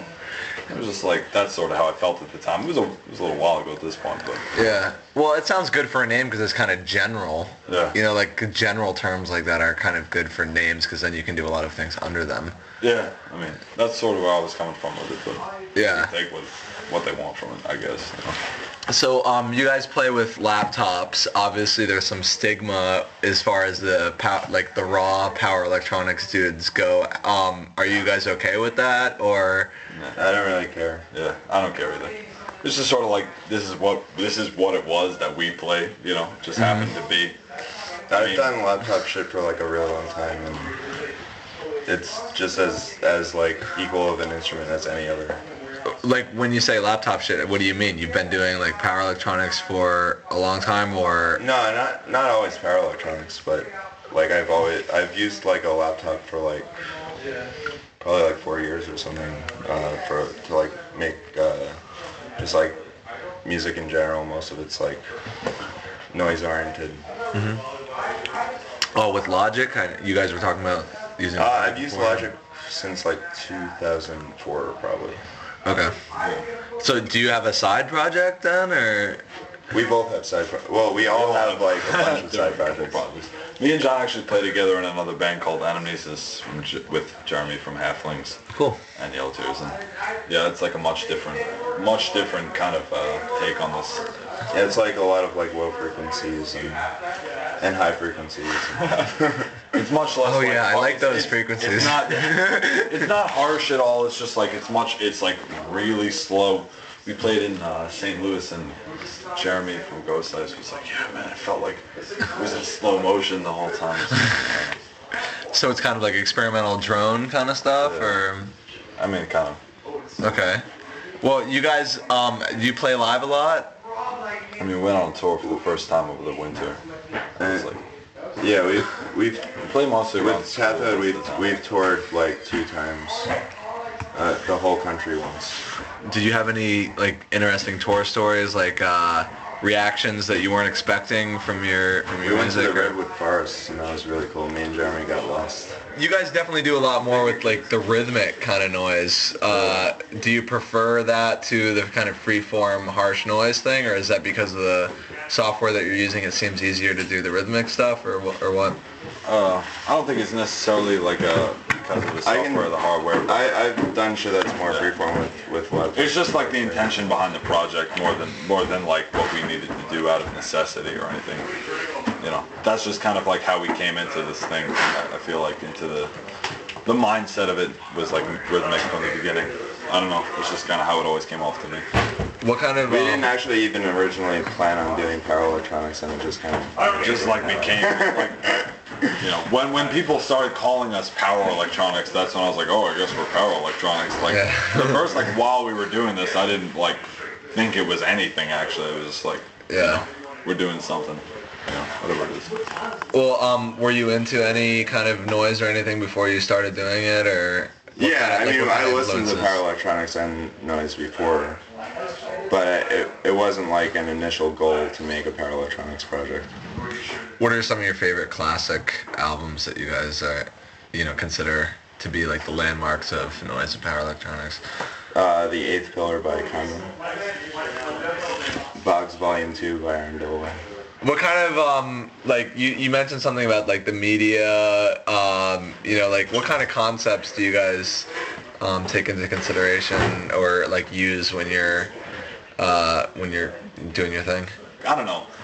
With this band, I find like a lot of what I end up writing about lyrically and like what we kind of take into consideration like thematically and everything is just has a lot to do with like how I know John as well feels about like the state of society and the state of the world today, and it's just to me it feels like really bleak and I don't know. Fucked. Yeah, everything just feels fucked like at this point. Like there's like no escape. We're past the point of like return, you know. New York is like the worst place. New York is dead. The fucking American is dead. I don't know. Like Boston sucks too, actually. What? No. I think you guys have us mixed up with Philadelphia. Yeah, Philadelphia in general. The whole fucking thing is fucked, man. Like we're in a fucked up state of shit, and like I don't know. That's how it just. I like. For me, like this project is like how I can sort of like just vent through that like feeling that I feel like I wake up every day thinking about how fucked everything is and like how fucked this whole like situation that we were born into has like become. Do you think there's no hope now, or? I mean, it's starting to seem that way. It's just a downward spiral. To me, that's how I feel like when I'm I wake up. looking forward to the Armageddon. Yeah, I mean, honestly, like I wake up feeling like, oh shit, I was born into like, you know, like this order of man that's gonna see the end or some bullshit like that. Well, what do you guys have for albums right now? I wanted to get one from you guys, by the way, but we have do you guys have a full length out yet, or? Two shorter records. We have like one like thing that we released for like the tour, the last tour only. But, yeah, it was like a really short. It's like a 2-minute short, like kind of EP tour only thing, and then we did like an EP, like probably a year over a year ago for our first tour that we went on, and we just like redesigned it and we redid it, and then we have like a split with Halflings. But outside of that, we're like recording a new album worth of material right now. Just Cool. Like all new shit for Triple R for like an LP. Should be pretty cool. Yeah. Do you guys have like who are your biggest influences that are going on right now? You know, currently in the noise world, or even otherwise, like out of anything, like.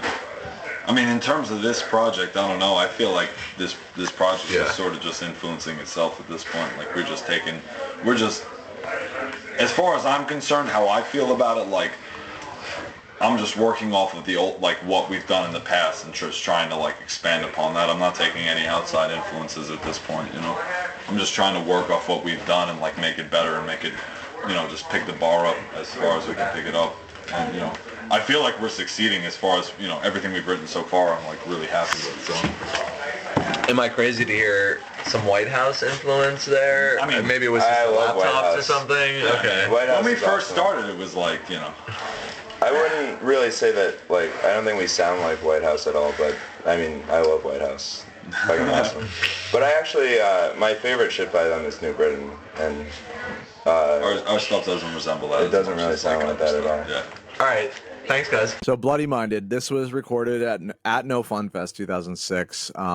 There was this huge merch area in the back, and it tended to be a little bit quieter, especially during the sets. So we recorded there. Bloody Minded set was completely insane. I believe this happened after it. I think we talk about the set a little bit. I know that Benjamin's, I think his face got scratched by the belt buckle of one of the guys in Bloody Minded as they were like, being carried by the crowd surfing. I love that Mark talks about Zuklif Jugend in this interview because they're one of my favorite noise artists, and they like just laid it down. And it's funny because at No Fun Fest, like they had a much more introverted set this same year, similar to like Purient did as well. But like it was probably liked it better than the sets that just got crazy and were fun. There was a little bit of separation, you know, like I think the craziness and the fun parts, that was really great. But I feel like that came more from like the hipster noise crowd. And, you know, I was like, felt like I was more part of the serious noise crowd. But yeah, I love the ambience and the surroundings here. Mark is another like super charismatic person. So hearing him speak and all of his stories and everything, you can just tell that like it's like someone that you just want to sit down for hours with. And I think it's funny how he talks about a focus on quality, because I think Bloody Minded is pretty much known for having a very lo-fi sound. Not to, have a kind of a backhanded compliment there, but I mean, that's how I see it. The last thing that was kind of interesting is that Benny asked about this former label that Mark had that it seems like he had gotten in a lot of trouble with. Even at that time, he kind of refused to talk about it. So that's something to keep in mind, that, and this is like, we'll go more into this in some of the other interviews, but it was a different time, and I was at a different place for sure back then. And so this is like stuff that I'm sure Benjamin, I don't want to speak for him, but him and I probably hadn't fully processed at that time.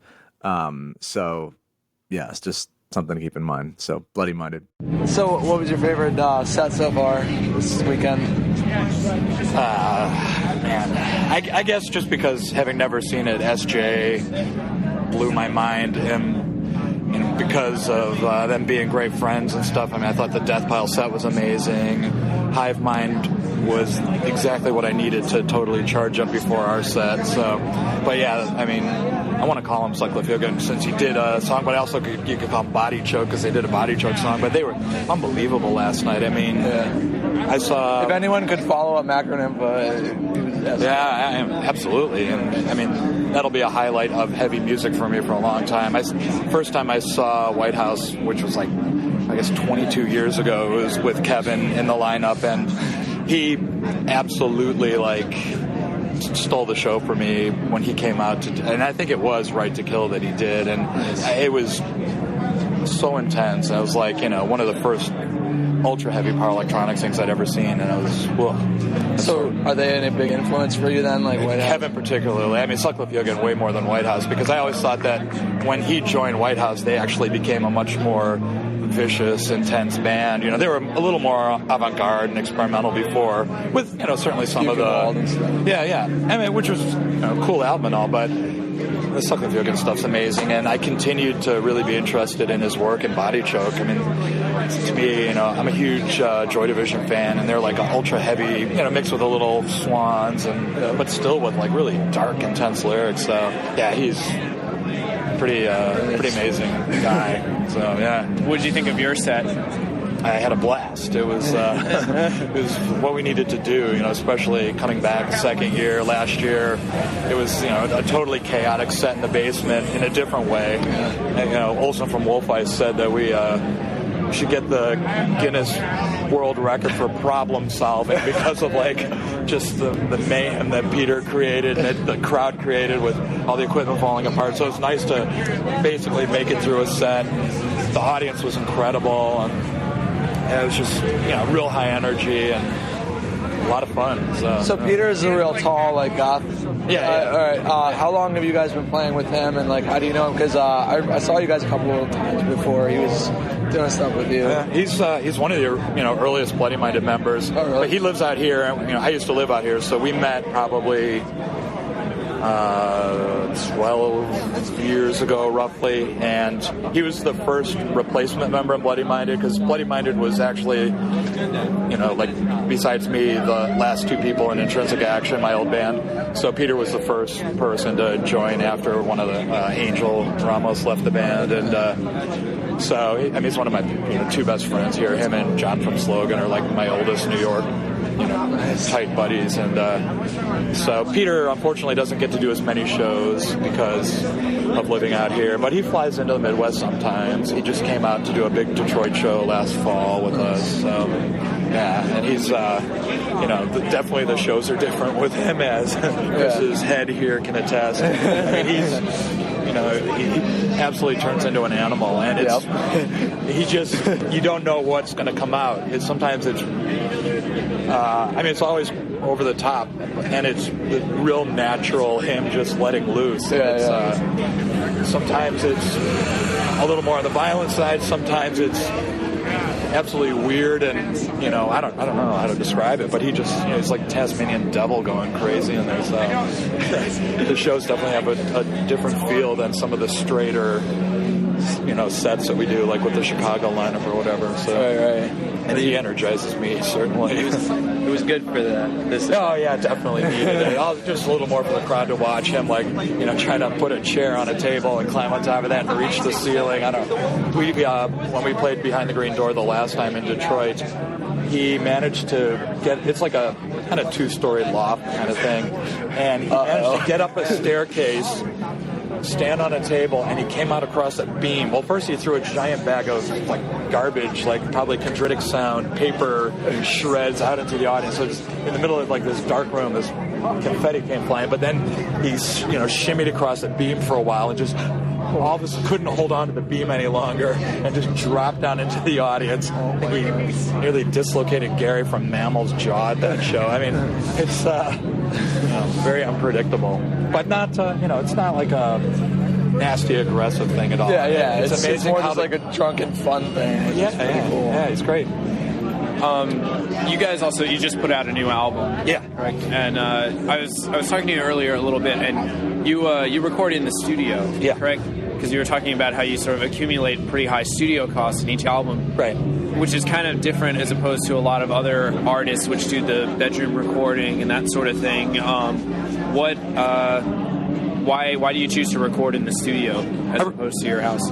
Well, first and foremost, probably just the quality. I'm absolutely, a technical buffoon. I have no idea really how to do things properly, and I like working with an engineer who can do it properly. I'm sure there are economical ways to work with, computers or whatever at home and do it myself, but the sound quality is really important. And in the last few years, and with previous engineers, like I found a guy in Chicago who comes from more of, I guess he does a lot of hip-hop and house music engineering, but he's really open-minded to doing heavy electronic stuff, noise stuff. He knows his shit as far as the studio goes, and he's become more of a collaborator, and particularly on Magnetism, the new CD, he really had a huge input on how it was mixed, edited, mastered, how we sequenced the tracks. He's kind of become another member of Bloody Minded in a sense that he also masters a lot of the intrinsic action reissues that I've been doing, and he definitely has had input in how the last couple CDs have sounded. The same with Gift Givers. So it's nice on a collaborative effort to work with somebody outside of the band who it sounds like outside of power electronics. Totally, general, but knows electronic music, knows through doing a lot of hip hop, he understands bass, and there's definitely a need to really exploit the bass because we have so much high end feedback kind of stuff, and he can really work with it all ends up being mastered, and I don't know the terms. I know there's a program called Ultra Maximizer or something, and so he really exploits all the low end frequencies, and he can fill out the sound more. So it's great. His name's Brian Gaynor, and he's been excellent to work with the last few years. So, and since the first experience I had listening to Bloody Minded was Trophy, and the sound has kind of evolved a lot since then. What can people expect from the new disc? It's in some senses the most different because although it has vocals running throughout, there's actually really no discernible lyrics on this. So the first thing people are going to notice is that any content that you're going to get, and this is really a different thing for me because content has always been as important as the sound in anything I do, and content meaning subject matter, lyrics, graphics, whatever. There's the only thing they can draw from is the title of the album and then take that with all the song titles, some of which are quite long. They're, almost a paragraph long, some of them. So it definitely is different in the style of vocal delivery. It's a lot more like guttural, abstract, screaming and shouting and yelling and moaning and stuff. Nice. The synths are almost non-existent in the mix. It's just layers and layers of feedback and frequencies, and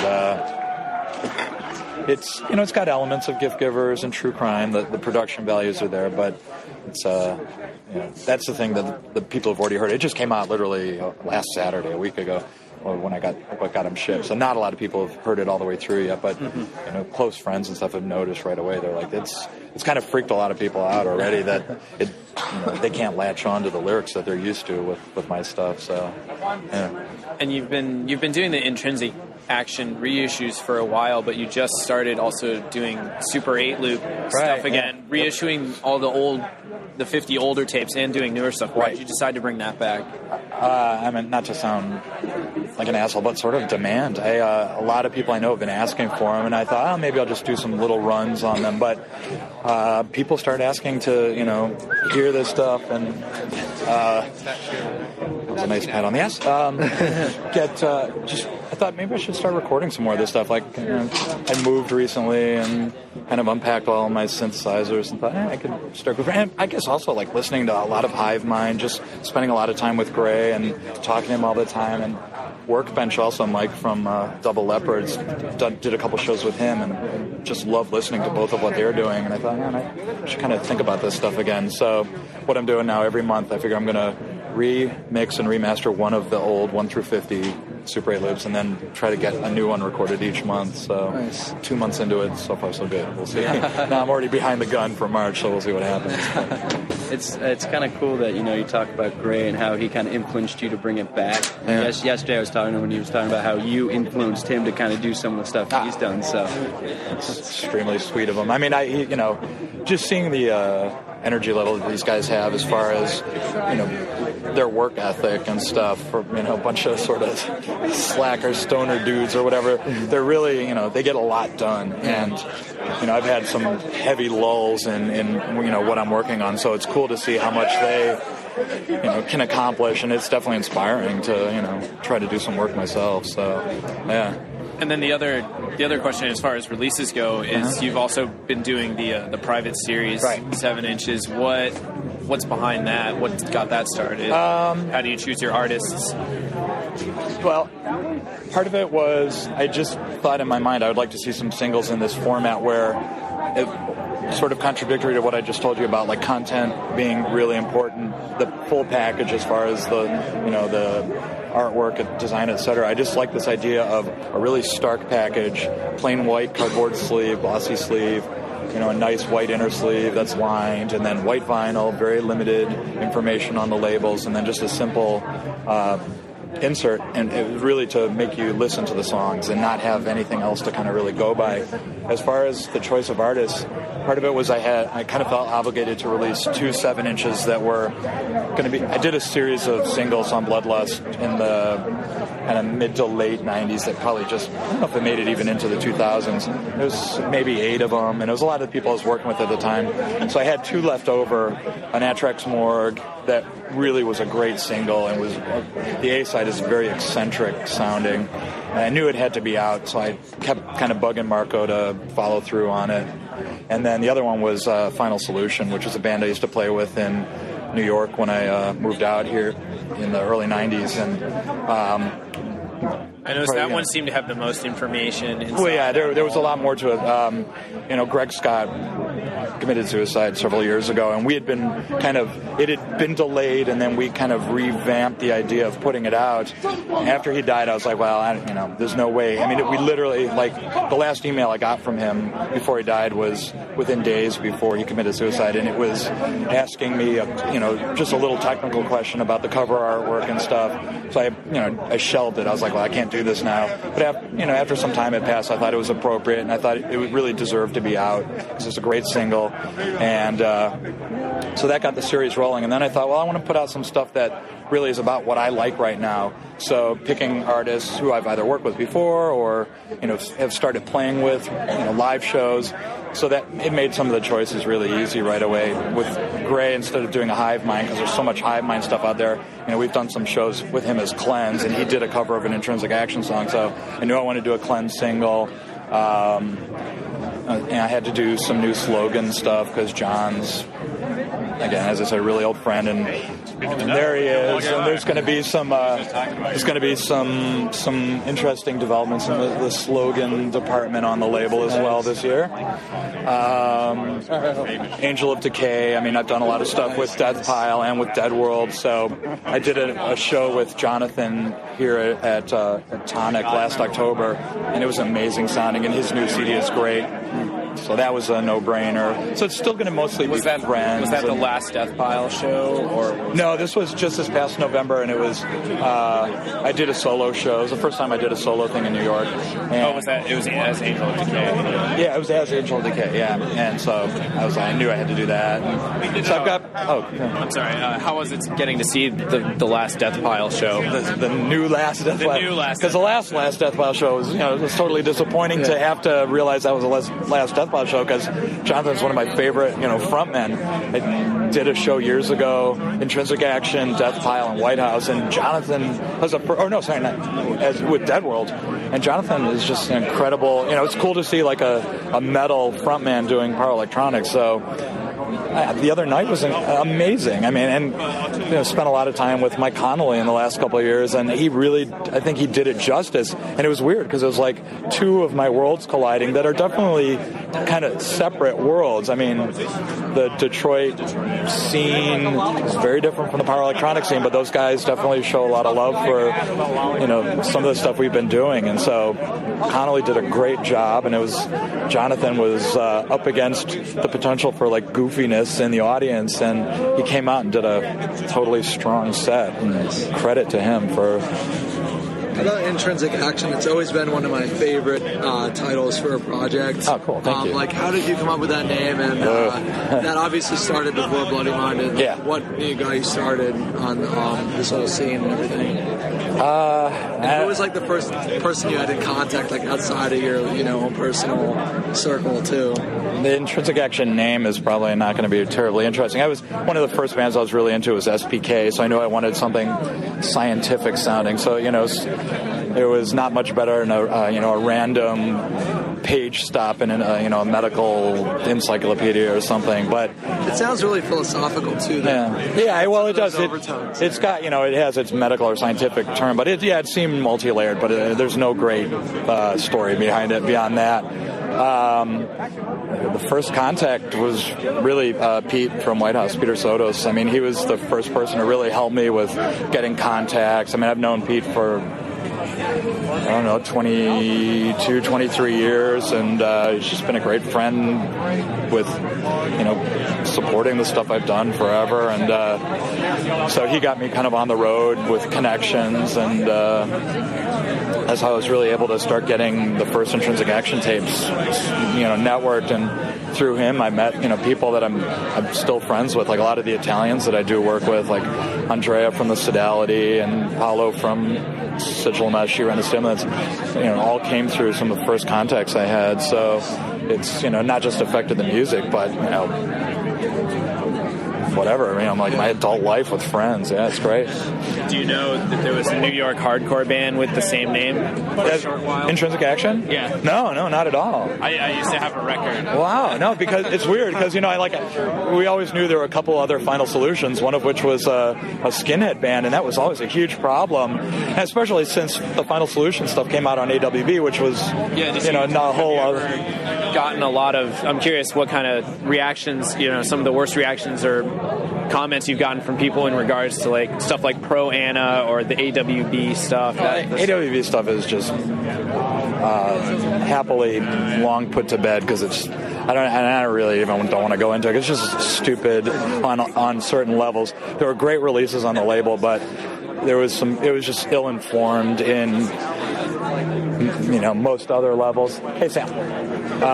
But as far as the stuff on Gift Givers, it's not actually someone really close to the band, a woman who comes to all our shows and is a good friend of Ed's, who's one of the longest, really the long-term member of Bloody Minded, had a really bad reaction to Pro Anna and Pro Mia until she was sat down with the lyrics and saw that they're not lyrics like, say, power electronics that glorify serial killers. We definitely have a voyeuristic interest in a lot of the subject matter that's on there, but it's I think the lyrics show that it's not just a goof or a flippant response to that stuff, and there's definitely other messages in there. I mean, Pro Mia, the final line is "Please don't lose hope." I mean, I don't want to sound ultra positive or new age or anything. My phone's ringing, but it's wow.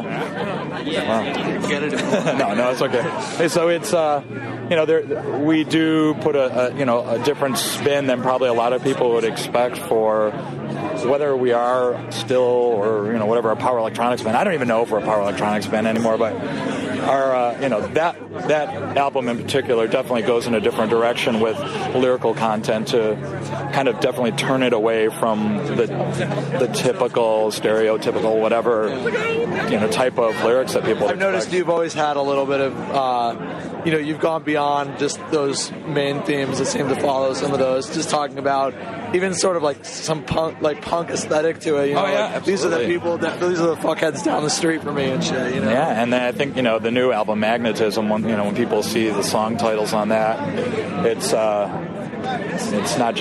not the people down the street. It's all from personal experience. It's a really weird record because it kind of closes the door on like about a 20-year period of my life, and it's 100% stuff that's I've dealt with people. So there's definitely more to it than the typical. And the punk aesthetic has come through, especially with Intrinsic Action. I mean, all the old Intrinsic Action covers were totally influenced by like Discharge record covers and stuff. So yeah, it's a huge part. Yeah. Well, it's getting sort of loud. So yeah. Do you guys have any other questions? My last question: How much leather do you have to own to be a member of Bloody Minded? Wow. As you probably saw last night, like Isidro does not own leather. It's not a strict thing, but you know.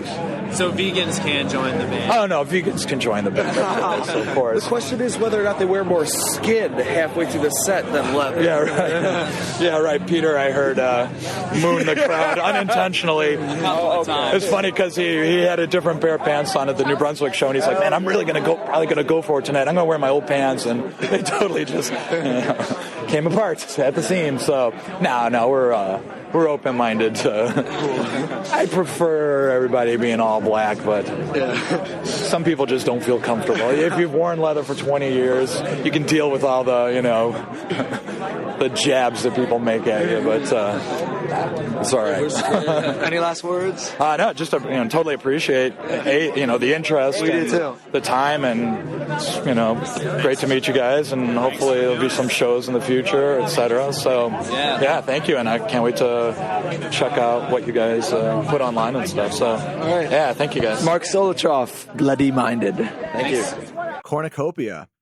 Cornucopia was awesome. Jorge was just a gem of a person, and we were lucky to have him because, as mentioned in the interview, he was in Boston part-time, so he would play a lot of shows, and then he'd be in Puerto Rico, where he was from. It's the longest interview, which actually that's something I haven't really addressed yet. The interviews are pretty short. I don't remember them being short at all, which is interesting. Some of them, the pedestrian deposit's only like 8 minutes, which is just totally weird to me because, you listen to a 3-hour podcast these days like it's nothing. But again, I think it was the format, like we have apps that like save your space and everything. I do feel like this interview just kind of rambles a little bit, but I think it's also because of where it was recorded right outside of Records, I believe, after he played. Probably in the evening, because there's a point at which I think some girls walk by and they're like all decked out in like club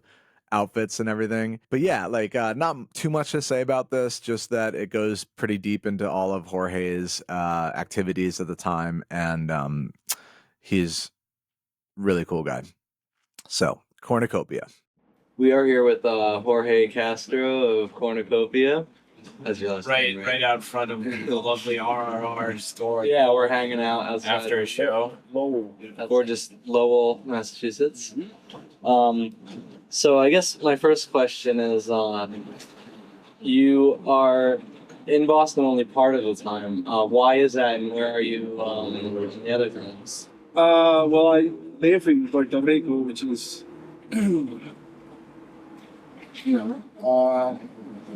there's not many things going on there. We can play there and whatever, and have shows once in a while. There's no vibrant scene or not a great number of people doing stuff like this. But I'll come here because my girlfriend lives here. My girlfriend lives in Brooklyn because she's going to school here. And this year I come every month actually. Once a month I've been here. And I first came in June of 2005. And I knew Howard Stelzer, I knew Chris Goudreau, and who else? Like Greg Kelly. So you were obviously doing noise like way before you came to the States. Oh yeah, since 96 actually. This is the 10th year. I started under the same name? Yeah. Cornucopia was the first name I came up with actually for any of these projects I have. Yeah, it's just I remember I first heard like in the sauna, and I heard about it when I was reading like a metal magazine, and because there's a lot of people into metal back home. And I was reading this magazine, and I read about it, and I read about the Japanese noise scene, and I'm instantly interested in it because back then I was trying to get into like electronic music. I wanted to do something with electronics, but I didn't know what. So, and I'm a guitar player. I've been playing guitar since '89 in different bands and different, types of music. So I first started with the guitar, like normal, like feedback, and started on pedals and shit. So I did my recordings in a small radio, which I don't have anymore. Oh, too bad. Yeah, it's a very nice one. It worked for me back then because it's like all shitty and lo-fi. So yeah, I started with that and then moved on to like the more microphones and pedals and like the usual thing, you got to say to you. When did you decide to drop the guitar? What prompted that decision? First bow prompted it, I think. Decided very long. I wanted to do that. Of course, everyone, when you first get into noise, like my first reference was Mazana and Merchbow, so I wanted to sound that way. Like the first thing you do when you don't really know about it is you want to emulate something you hear. And I just tried to do that. Of course, I failed, but that's what you have to go through to make noise. You have to fail. You have to know that you don't know what the hell you're doing, and then find the sound from that, find the voice. So, yeah, I started doing that. I started just trying to be as harsh as I could and as loud as I could and try to be as spastic. Because that was the thing back then, in the mid-90s. You wanted to sound like what K2 and like Chris does, like in signals, and like the really harsh, spastic, cut up noise. And sometimes it was actually confusing the first time because I didn't know. I didn't know about editing, because it didn't make sense to me that you would make music that was edited in the studio. If I wanted to play in one take and just record everything and then process that or whatever. So I didn't realize it, and since I wanted to emulate it, I couldn't find out how they did it. So I then started learning from people like Chris, for example, about editing, like splicing and shit. And can using the stereo field. And you do audio work for a living now. Yeah, pretty much. Well, I'm an editor for a rock magazine, so it's called frecuenciarock.com. And I'm sure it's Man Group is the parent company of all those websites. So I do field recording work also for the Fideicomiso de Conservación, which is a conservation agency, environmental and conservation agency. Oh. And it's like independent from the government. It's like independent thing. So I do stuff for them. I'm actually doing their new TV campaign. They have this advertising campaign. So they have 9 television commercials, which are animations, and they needed music for that, so they called me. So besides the field recordings, I also do like actual music. Okay, like mostly electronic, or mostly, yeah. It's mostly like it sounds kind of like a little bit like my solo stuff, which is more ambient, which is more melodic and harmonic. Yeah, it's less dissonant and noisy. So I do that with another friend of mine, Eduardo Alegría, which is a guy who actually sings in a band I'm in. It's confusing. So you got a lot of stuff going on. Yeah, yeah. I play in a pop band actually. Nice. It's like I don't know. It's called Super Aquello. The translation would be Super Dad, which doesn't make Super sense. what? Super Dad. So, does that have an influence on your cornucopia stuff at all? No. The pop stuff? Any of them, like the extra stuff that you do? The pop stuff. I think cornucopia influences all of that. Oh, really? Yeah, it's the other way around. Because the way I learned to work with sound, I learned doing noise like through cornucopia. So I did play rock, but that's totally different. Yeah. That's another universe. So I first started making noise, and then I applied kind of techniques and things you do when you make this type of music, like fades and filtering. I applied that to the other work, so it ends up being, I guess, an artistic thing. Even though it is a commercial thing or whatever, or it's something for work for hire, music and first. Well, I guess the difference would be that there was an art to making the professional stuff versus where cornucopia would probably be just straight out art, and that's what it is. Yeah, I guess. Yeah. maybe. Totally. No, it's the art. You know, I don't know if it's art or not. I mean, are we artists? Are we really like, you know? I think that's a better question. Of course. Answer. And you, well, you also do a lot of stuff under different names in cornucopias. What are some of the other projects? So there's Clone, which is more of like it's what we're doing in cornucopia now, which is not what I did tonight.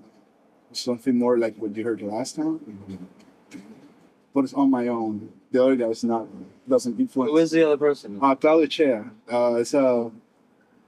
He does film mostly, but I met him through like he was doing visuals for some other guys back there, like installations and shit. And I asked him to do visuals for what I was doing back then. And we ended up working with sound. Just happened that he was also working with sound. He showed me some things, and I said, "Well, just join cornucopia." We were an audio-visual thing back then. We did visuals with whatever we played, and yeah, So then, was it when he decided that he wanted to start doing more of the audio stuff that he became Klon, or when did you? Yeah, like I just wanted to have a project where I could release anything I wanted when I wanted it, and not because we don't work together, so I have to send him stuff. I said if I get offered like a CD from Cornucopia, I would do like the bass tracks, and I would send him that, and he would work over that, and maybe change a couple of things I did also. So he has more control over the end result, but I have more control over the root of it. And in Clone, I wanted to do something that was completely what I do, without worrying about if it's gonna be boring or too long. I just wanted to play and record that, and maybe here and there, but not. I didn't want to make it a cut up thing. I wanted it to be like flow, just kind of ambient in a way. Well, when did that happen? Because I remember back in the early days when I was getting into noise, which was around when you were starting, like 97, I heard your name thrown around, and it was more with the harsh end of things. But then the next time I heard your stuff wasn't even until about a year or two ago when I heard the C Works. Okay. And I was like, whoa, this is not at all what I was expecting. Yeah. So how, when did that transition take place? Why? I think that was around 2000. I started listening to, whatever I listen to always influences me. And as much as I hate that, it still happens, and I can't deny it. I started listening to a lot of like really quiet stuff all of a sudden. Like I started getting into like the blaster music stuff, and like Francisco Lopez. So it kind of changed. I always been into like repetition and hypnotic sounds and fucking psychedelic type stuff that's like really repetitive, and because I smoke a lot of weed, I guess. Whatever. So I started getting more into that, and I just let it get into what I was doing. Like, I guess it's easier to do it. I gotta be honest. I think it's much easier, and like you get something satisfying so much faster than with the hard stuff where you get like really anal about it, and like everything has to be perfect. I think with that type of sound, it's just so much easier to feel like that the piece is finished. So I guess I ventured more into that. And Claudio also was like into that stuff, and we were listening to a lot of music together back then. So we got quieter, and then we got into like this festival circuit in Europe and all that. That's like when you play there, it's like so much bigger. It's like all the festivals have these huge PAs, and you get hotels and money and food and all the like. Where was that? In Europe. Like we played 5 years ago with Europe. It's like electroacoustic type festivals. Well, not really. That's the whole thing. That like back, I don't know if it's still that way, because I just was back in Europe last year, but I didn't go to Spain. In Spain, especially, the first festival I played was Slam, which is more of like improvised stuff, but sometimes they have like true noise there. Yeah. And they invited us probably just because we were like an American, Yeah. So we got to that one, and You get benefits. You get Puerto Rican benefits and American benefits. That's good. That's nice angle to have. Yeah. So yeah, the whole thing there is just so it's like really pro, you know, which is good, but I still like, you know, playing in someone's house, you know. There's a part of that I really enjoy, is sitting in someone's living room, you know, smoking a joint with them, you know, just going downstairs and playing 15 minutes, you know, that's still fucking amazing. Like we did last year, like I did last year, it was a lot of fun with that tour. So, yes. After that, well, I started being interested again in making more noisy stuff, and like in 2002, and that's when I recorded that. Gray actually recorded the release for Converting, which is live recording of a show in Detroit. So then I got more like into the really harsher drone stuff, which I wasn't interested in playing like really quiet. When you say harsher drone, who are you thinking of? John Duncan. Well, maybe not.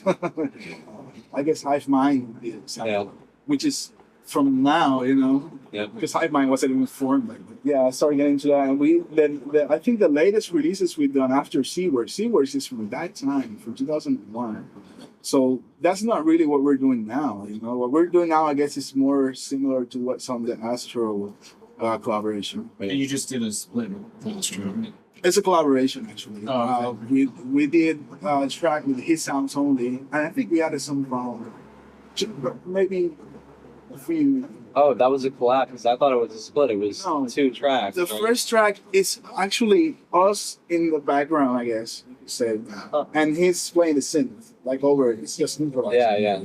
The second track, I did a piece with his sounds, which is more looped and, you know, repetitive, and then at the end it just breaks down, and then you have to hear these explosions and shit. And I guess that sounds really digital, and we're still doing that, but I'm trying to put the analog element into it. So I want it to be a figure. I want it to sound like, I want you to feel it, you know, when you when and I'm not actually tonight it wasn't a good example of that going on. But I think I'm interested in combining all those things too, you know? Like playing drones and pieces that are more longer. You can have digital and have it be that nice thick feel, but it's just so difficult. Yeah, it's especially if you're using a lot of digital effects. Yeah, exactly. So I'm what I'm interested now is combining both things, like doing what we did in like our 7-inch, which was in 2000, to what we're doing now, which is more advanced. I really think you concentrate a little bit more when you're going. Concentrate a little bit. Oh, the women of the night. That's an awesome one. So, glad we got that on tape. And you released the collaboration, correct? Yeah, with Astro. Yeah. And is that label something you've been doing for a while? Sonora, right? I had a label in 2000. It was called Echo, and I did some CDRs, but there weren't many of them around. Of course, everyone starts out with 20s, 25 copies. There's an edition of 4, which is this guy, what's his name, Andrew, Sumner Freeway. Andrew Powell. Andrew Powell. Yep. There you go. He did internal empty release. Right. There's a like a little black bag which was sewn by my mother. Yeah, that's what actually I was gonna bring that up. So does your mom help you with releases a lot? She did back then. I just wanted her to do that one. Just 5 of those. I never seen one again. I think I gave mine away or I traded mine away or something. I didn't realize I didn't have any more. It's hard to keep track of all. They'll show up on eBay for $300. Probably not. So you're doing that and that stopped? Yeah, that stopped in 2003 because I then started working with other friends on the label, and we put money into it and did a CD for one of my friends' groups. and it was more of like an ambient thing. We wanted to go into that direction. What's the name? Echo. I mean, of the ambient group. Oh, it's really stupid name. It was the Music Concrete Ensemble. I'm sorry. Again, I think I've heard that name before. Okay. Well, that guy who's now doing like minimal techno stuff, he has a label called Coupe, which is based in Seattle. They do techno stuff. I haven't heard from him in years. We worked in that. We were going to do that label, but fell through. I mean, we did that release and I took off. I didn't want to do it anymore. Didn't like the way things were going there, so that's a bit. And this stuff that's being put out now is on Sonora, just the new labels. And I'm doing stuff for my own projects for now. I'm just concentrating on because it's so hard to get people to release your stuff. I mean, you know, it's not really that hard, but it depends on who you want to get it released. You know. And also, if you release it on someone else's label, it's kind of like they're the ones that are making the profit off of your work. No. What I'm interested in is in having copies of it. Yeah. I know. I mean, it's not going to be much money, you know, but I want to have like a good amount of copies so I can trade, so I can send to festivals, so I can sell to distros, so I can sell at my shows, you know. So, and the only way to do that is to make it yourself. You know? It's the only way. I know when labels do like CD releases with 1,000 copies, they give you a good amount, like 15% or whatever. But you know, you don't get those every day. Yeah. The CD we did, the double CD we did on our own there were other labels involved. But is it the Clon? No, that's the C-Words. C-Words. Yeah, it's global. You have that? Yeah. You too, right? Yes. And then there's also the second disc is the remix. Yeah, we got, I don't know, just wanted to, since it was already out on CDR, I thought we should do something different for the CD release, and we decided to have people remix the track. We send it off to a bunch of people we were in contact with back then, or we're still in contact with, of course. There's Chris Goodrows in it with O'May.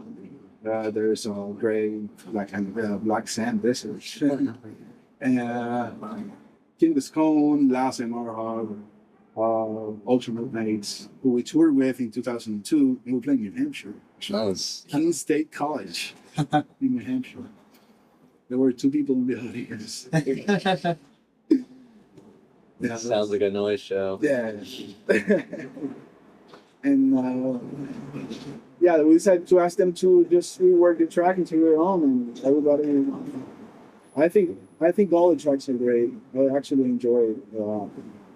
And especially having people like King the Scone there, you know, PGR. It's like someone who, to me, is like an important musician, song creator, whatever. That release turned out really well. Yeah, I think it did.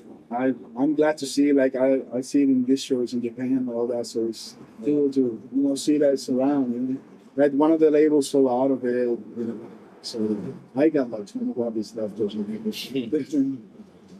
So since you started in '97, how do you feel the noise scene? Has it changed at all for you?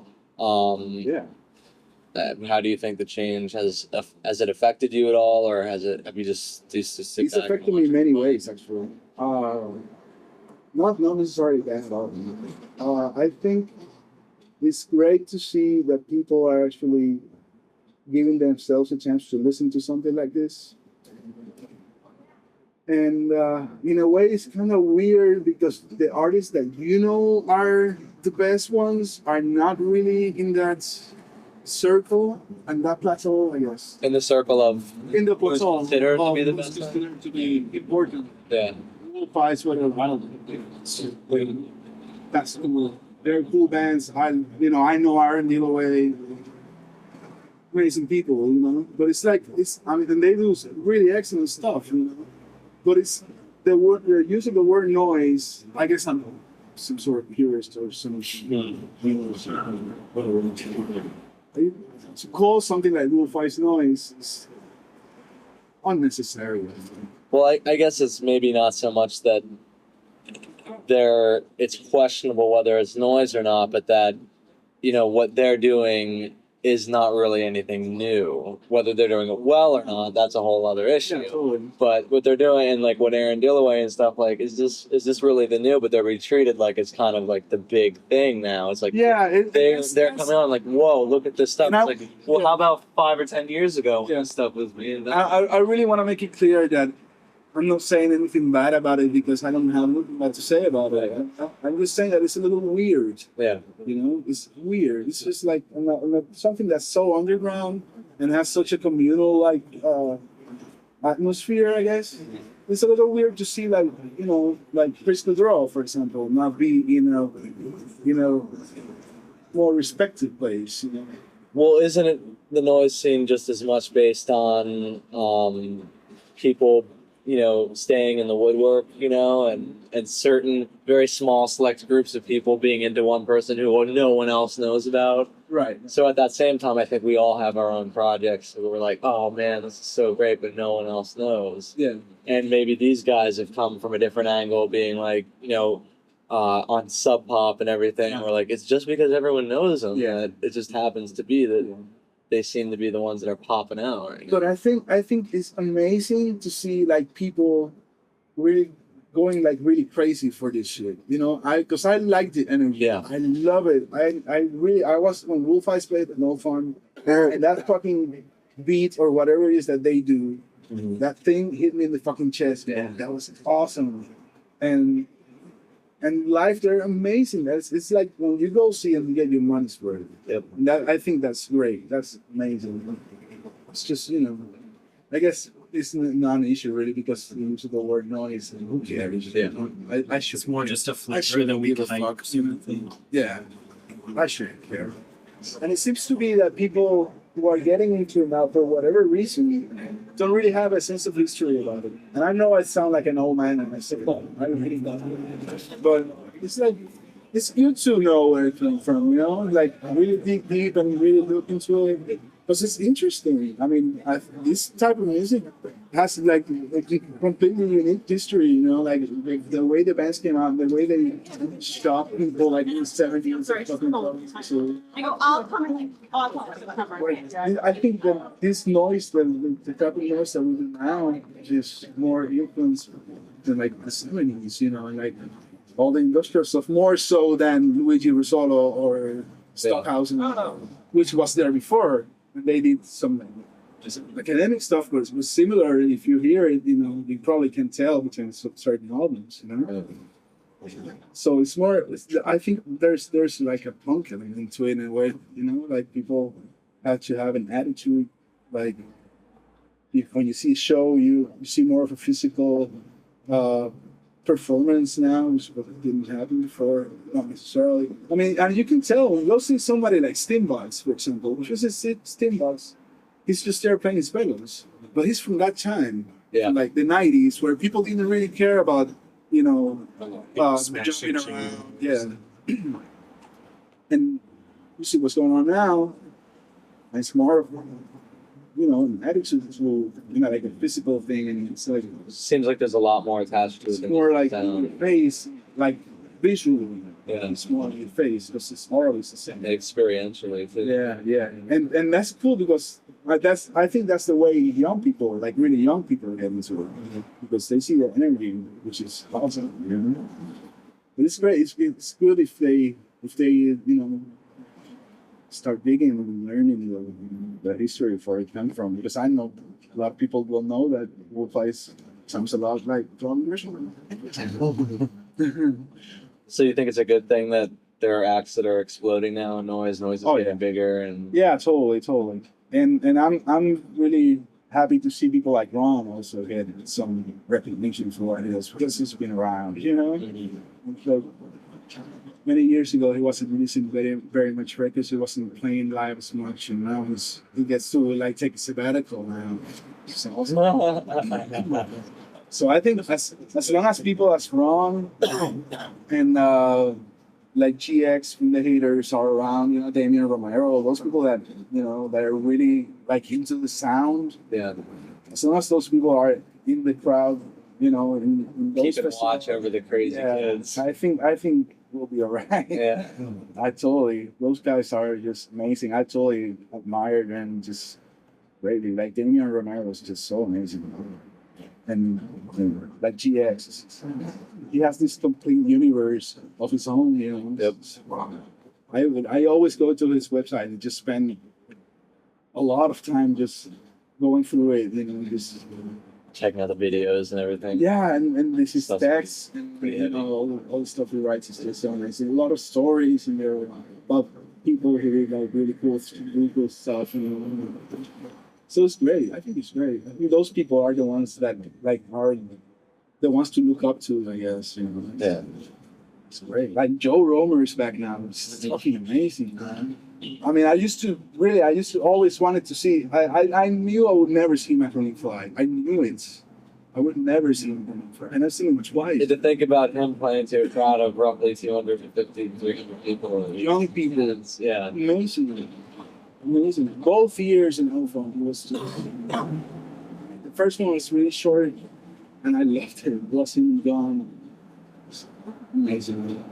But I wish Tim was there for the first one. I actually asked him if he was coming. He wasn't. So I was glad to see him next year because he actually kept the sound going for everybody else. He was the only one playing. Yeah, yep. That's so and he recorded the set, which is a great thing too. Nice to have that. And I think Tim is one of those guys also who people, you know, he's outspoken, you know, he you know, says what he feels, and like people, also, you know, people like that, people will tell you the truth no matter what, you know. Mm-hmm. And I think those people are around that's cool too. Man. Yeah. You know, I think Tim is one of the best voice artists, you know, in the US. I love his stuff, and people make fun of him or whatever for being like really serious, you know, all that. He's just a nice guy, and he's really into his stuff. Yep. Know, so, and I think it's great that he's still playing.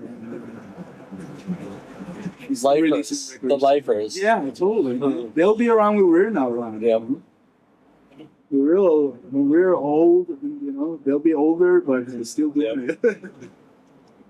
Yeah. Cool. Well, do you have any news? Any future endeavors? Unless you have any more questions. No. All right. I have.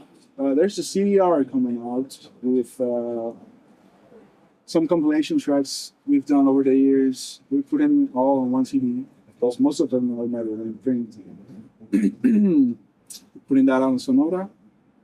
And that's supposed to be out next week, which will be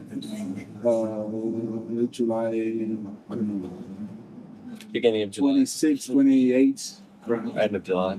End of July. Yeah. And we're supposed to have a Sickness and Cornucopia collaboration. Nice.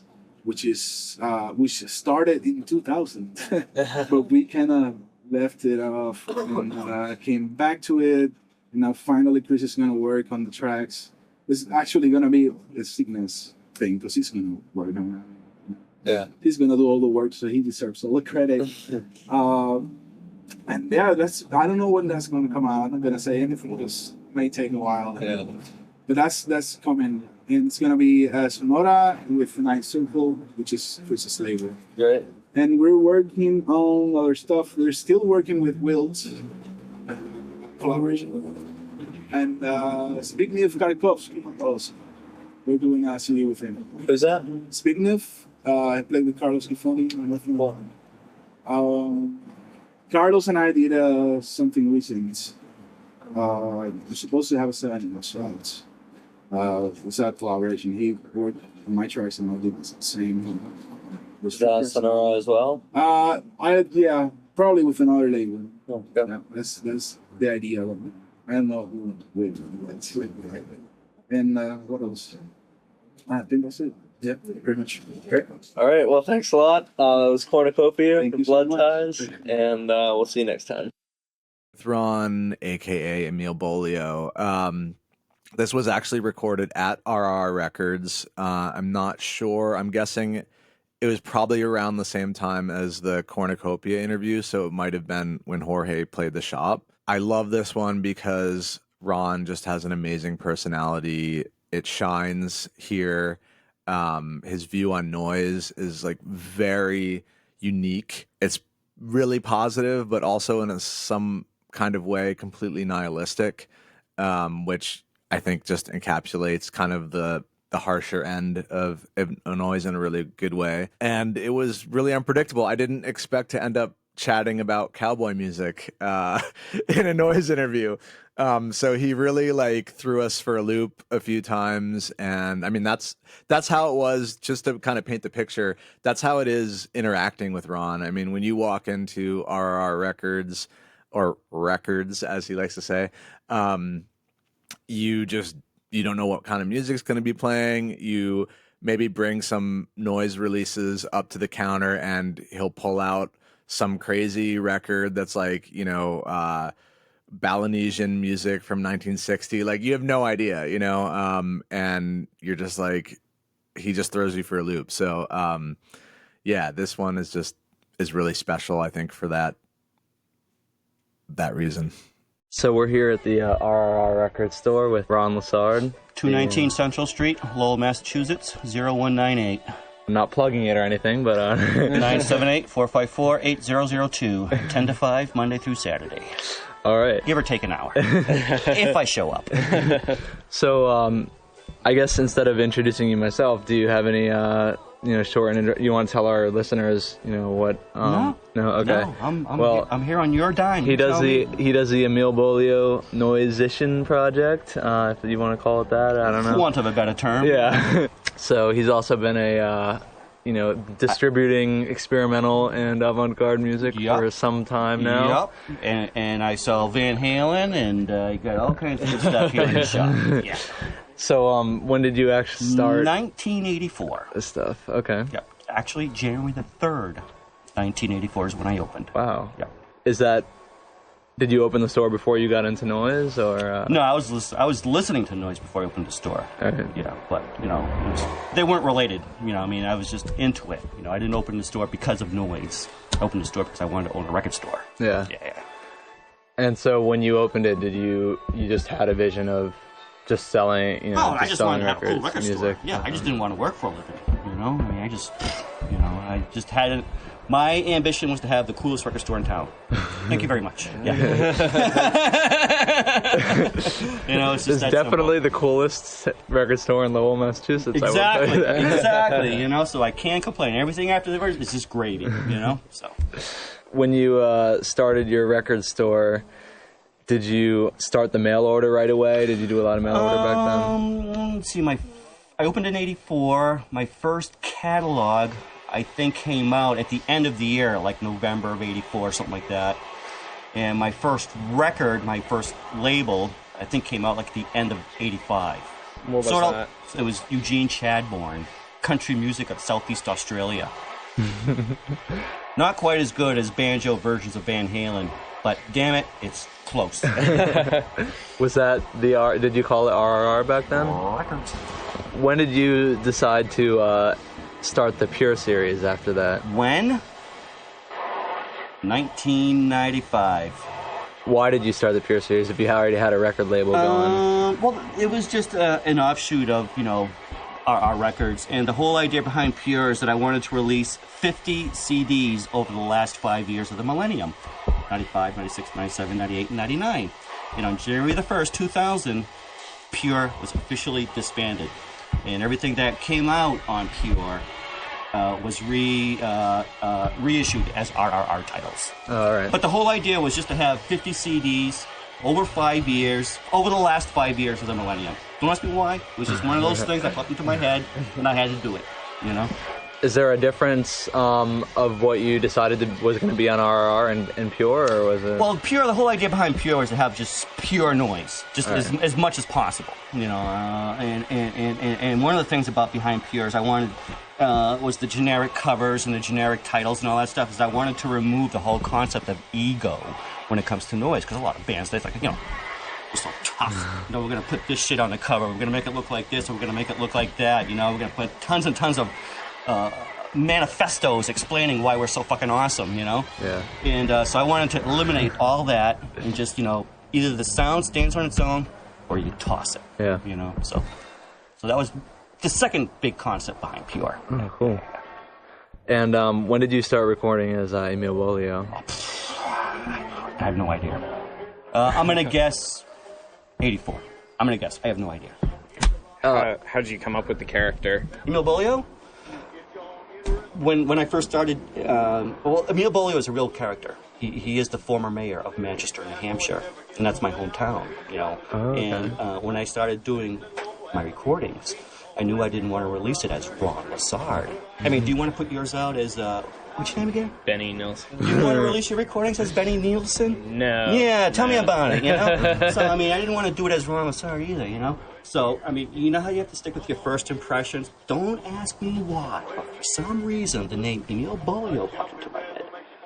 I have no idea why. No idea why. But it's such a weird, retarded name. I knew I had to use it, you know? And I just adopted it for that one project, and I kept it ever since.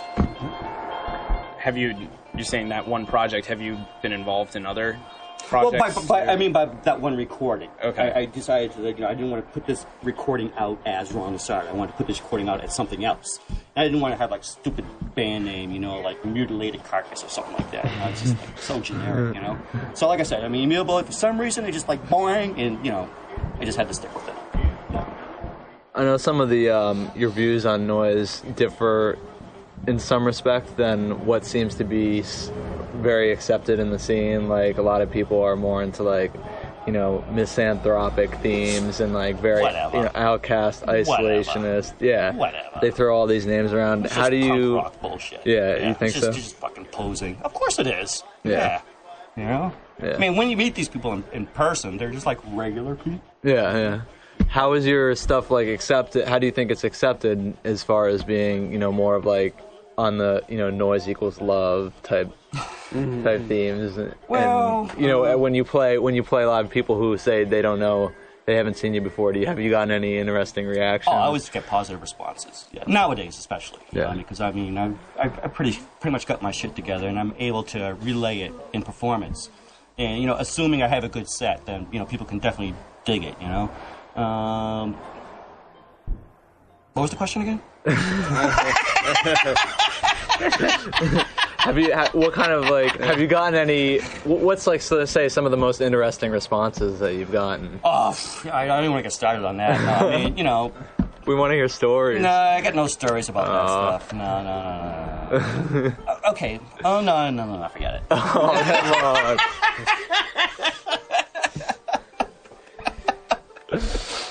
You've toured quite a lot over the years. Who has been your favorite to tour with? Yeah. Or you know, probably Dominic Perriott. Yeah, he's just, you know, massively motivated and, you know, no bullshit kind of guy, you know. So when you hit the road with him, it's strictly you do it and that's it. You know, there's no fucking around. Yeah. So is the store usually closed when it's you always tour? Closed. Yeah. Totally. So no one else works it. Strictly a one-man operation. Yeah. For your store, do you usually do more mail order or in-store purchases? Since this is my third location, since I've moved to this location, in-store business has dropped dramatically, only because the foot traffic at this end of Central Street is really different than that end of Central Street. Over there's where the school is, the university, the bus stop. Yeah. So all the kids that get out of school, they go hang over there. They don't walk over here, you know? So since moving here, in-store business has dropped dramatically. However, since moving here, I bought a computer, and that made a world of freaking difference. Yeah. I mean, internet sales is about 2/3 of my business at this point. Wow. So it makes up for moving, at least. Yeah. The dynamics of business has changed a lot. Yeah. But I mean, at the end of the year, I still make X amount of dollars. I still make the same income. You know, it's just the way I have to go about it differently. Mm-hmm. You know, but I still end up with the same. Has there ever been an issue with you mixing? I mean, music, I assume, is very much of a pleasure of yours, business and pleasure, or has it been pretty much just a non-issue? It's never been an issue. How do you think the I don't want to say scene, because that's not really what I'm looking for, since so much of this is so much of this experimental music trading is worldwide, but how do you think like the economy of that has changed over the period that you've been involved in it? Well, the big change that there's way more people involved. I mean, way more people involved. I mean, it used to be there was only like 20 people across the country who cared, Yeah. Now there's 20 people in every major city, So many people. I know. I mean, in that respect, I mean, there's lots more activities, a lot more trading going on. There's a lot more shows, a lot more of everything. Yeah. Do you think you're able to keep up with everything? I don't even try keeping up. Don't even try. No, I've long since given up trying. Yeah. What kind of effect do you think it's going to have on everything, like with this style? What do you mean? Like, do you think having an overflow of goods? I mean, what is it going to do for even in terms of your business, but also in terms of the art of it? Well, I mean, I've been hearing a lot of complaints from people in our scene about a lot of these bands putting out shit left and right. Every fucking jam session they do comes out on a limited CDR, and it's like, phew, people are bitching. People are bitching, and I don't blame them, because, I mean, there's no quality control. There's not enough quality control as far as putting material out right now. Another aspect of the store is, how do you choose what it is that you carry? Is it purely based on what you know will move, or is it also who you enjoy, who you prefer to work with? Well, yeah. I mean, I always try to get stuff I can sell. Obviously, I mean, I have to sell my stuff. But I like taking chances with things I don't know. I mean, that's otherwise you get you're just go to Kmart and buy your shit. I've noticed a lot lately, too, you seem to be taking a big interest in releasing new acts, younger acts. I've always... well, if you've ever paid attention to my label, I was always more interested in putting out, like, the first record of some unknown band than the 14th record from, the European All-Stars. It's just the way it's always been, and it's just the way I always will be. It's just what interests me personally. I mean, so many labels are... They start up, they put out Merzbow or Obe or whatever, same old shit all over again, I mean, I would much rather do Other People's Children or, fucking Deadly Orifice or some totally fucked in the head band like that, Yeah. Totally. What year did the New England box set first come out? It's been about 3 years now, I guess. 3 years? Yeah. And then you haven't really done anything since then. The California box set just came out, and you have plans for a bunch more. I'd see, since that New England thing, I did like those picture discs. Yeah. I did like 4 picture discs. Well, in terms of like regional based. Oh, it's the regional stuff. Yeah. What made you start to kind of kick into gear and decide to start doing more box sets like that? Just seemed like a good idea. I mean, for the same basic reasons. I mean, there's so much activity. Which band do I put out? Do I put out this band? Do I put out that band? Do I put out this band? Do I put out that band? I don't. Put them all out. Do a box set. Give them each a full side of a record. There you go. What kind of music do you listen to as part of your everyday? I mean, folk covers of Van Halen. But like, what, for instance, right now, what have you most enjoyed that you've heard that's been released over the last few months? Anything that's been released over the past few months, I haven't heard it. Nope, I haven't heard it. I don't care. You can name any record or any CD that came out in the past 2 months, I guarantee I haven't heard it. How about your stand-up favorites? Like ones that you always end up going back to? Right now, I'm totally obsessed with cowboy songs. Seriously, no. Has it been the late passing of Johnny Cash? Or? No. I'm not too much into Johnny Cash, although I do have one of the CDs in the CD player today. Yeah. No. I'm more into like actual cowboy songs. Like the Spurs at Jingle Jangle and Streets of Laredo. I mean actual cowboy songs, not country songs. All right. I don't care about songs about beer and pickup trucks. I care about songs, but the guy pulls out his 6-shooter, gets into a gunfight.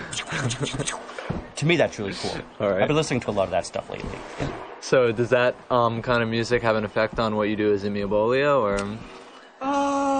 No.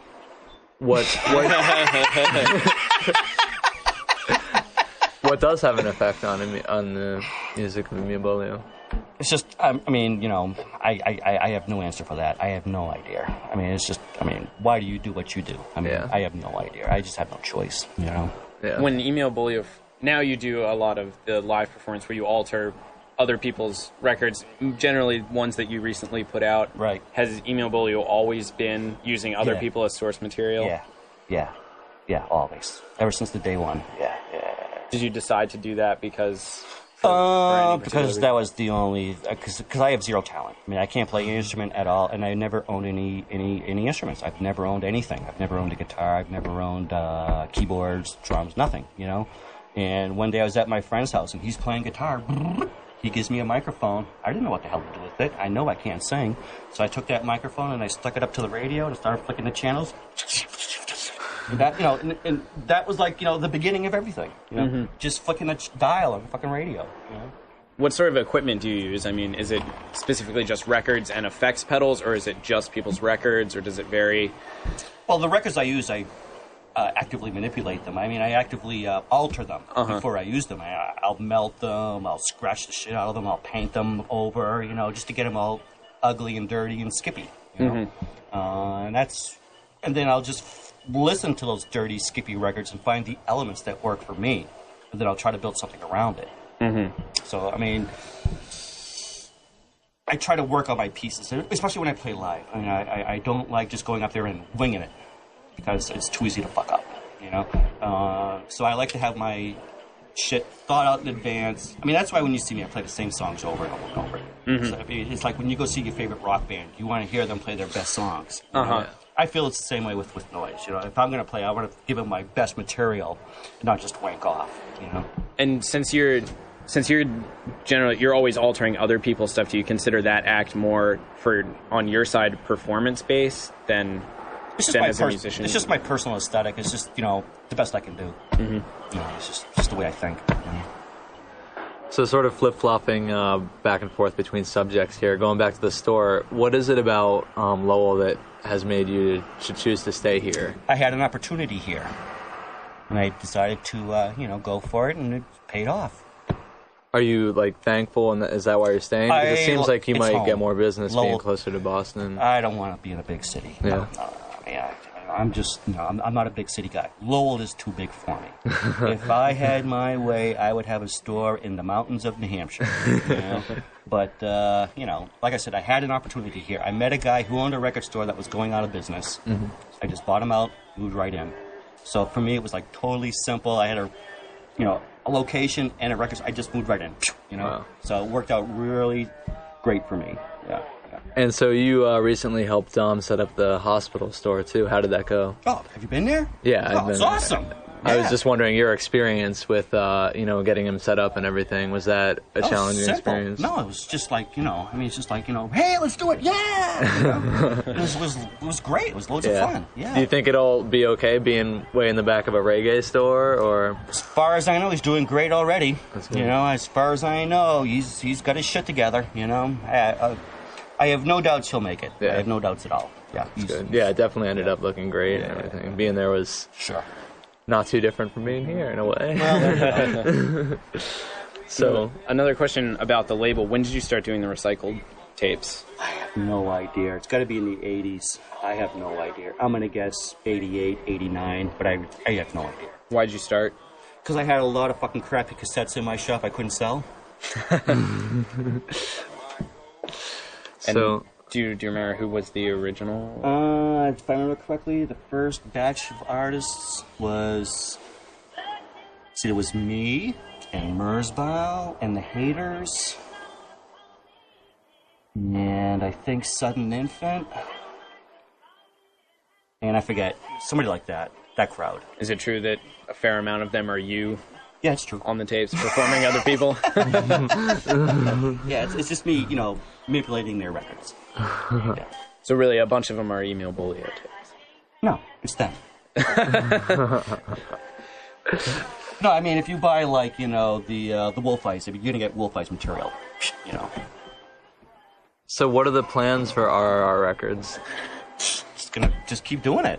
keep doing it. Yeah. But do you have anything interesting in the works? Or? I got more box sets coming out. I'm going to be hanging out here at the store. I'm not going to be playing shows for a long time. Is there a reason you took time off from doing shows? Yeah. Last year I did 5 fucking tours. 5 fucking tours. Almost 100 shows, you know? And I did practically the same set every fucking show. If I do that set one more time, I'm gonna go bonkers. You know? And, you know, if I'm going bonkers, then the crowd's going bonkers. I'm sure they don't want to hear me do that shit any more than I want to play it, you know? So I just need to, you know, step back, get the juices flowing again, and get some fresh ideas going. You know? So, I mean, well, forget it. No. I was just going to say something, but no, forget it. Oh, we want to hear that.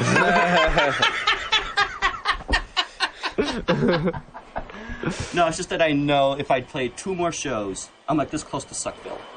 If I play 2 more shows, I'm going to go over that top, and I'll be falling down to fucking Suckville. So it's always best to stop when you're ahead. Right. Totally. That's a good deal. Yeah. I have one last question. You've had a lot of people play in the store over the years, too. Who's your favorite person that you've had come play in the store? What's been the best performance, I guess? Oh, that's impossible. There's been some real crank sturgeon. Yeah. 4-way anal touch fight. Those guys are definitely excellent live. Head with wings. Who's that? It was early incarnation of 4-way anal touch fight. But no, there's been a lot of really fun shows here in the shop. Yeah. Cool. Well, thanks a lot for the interview. We really appreciate it. My pleasure. I hope people listen to it. Yep. Boundless Art of our records and Emil Bolio. Thank you very much.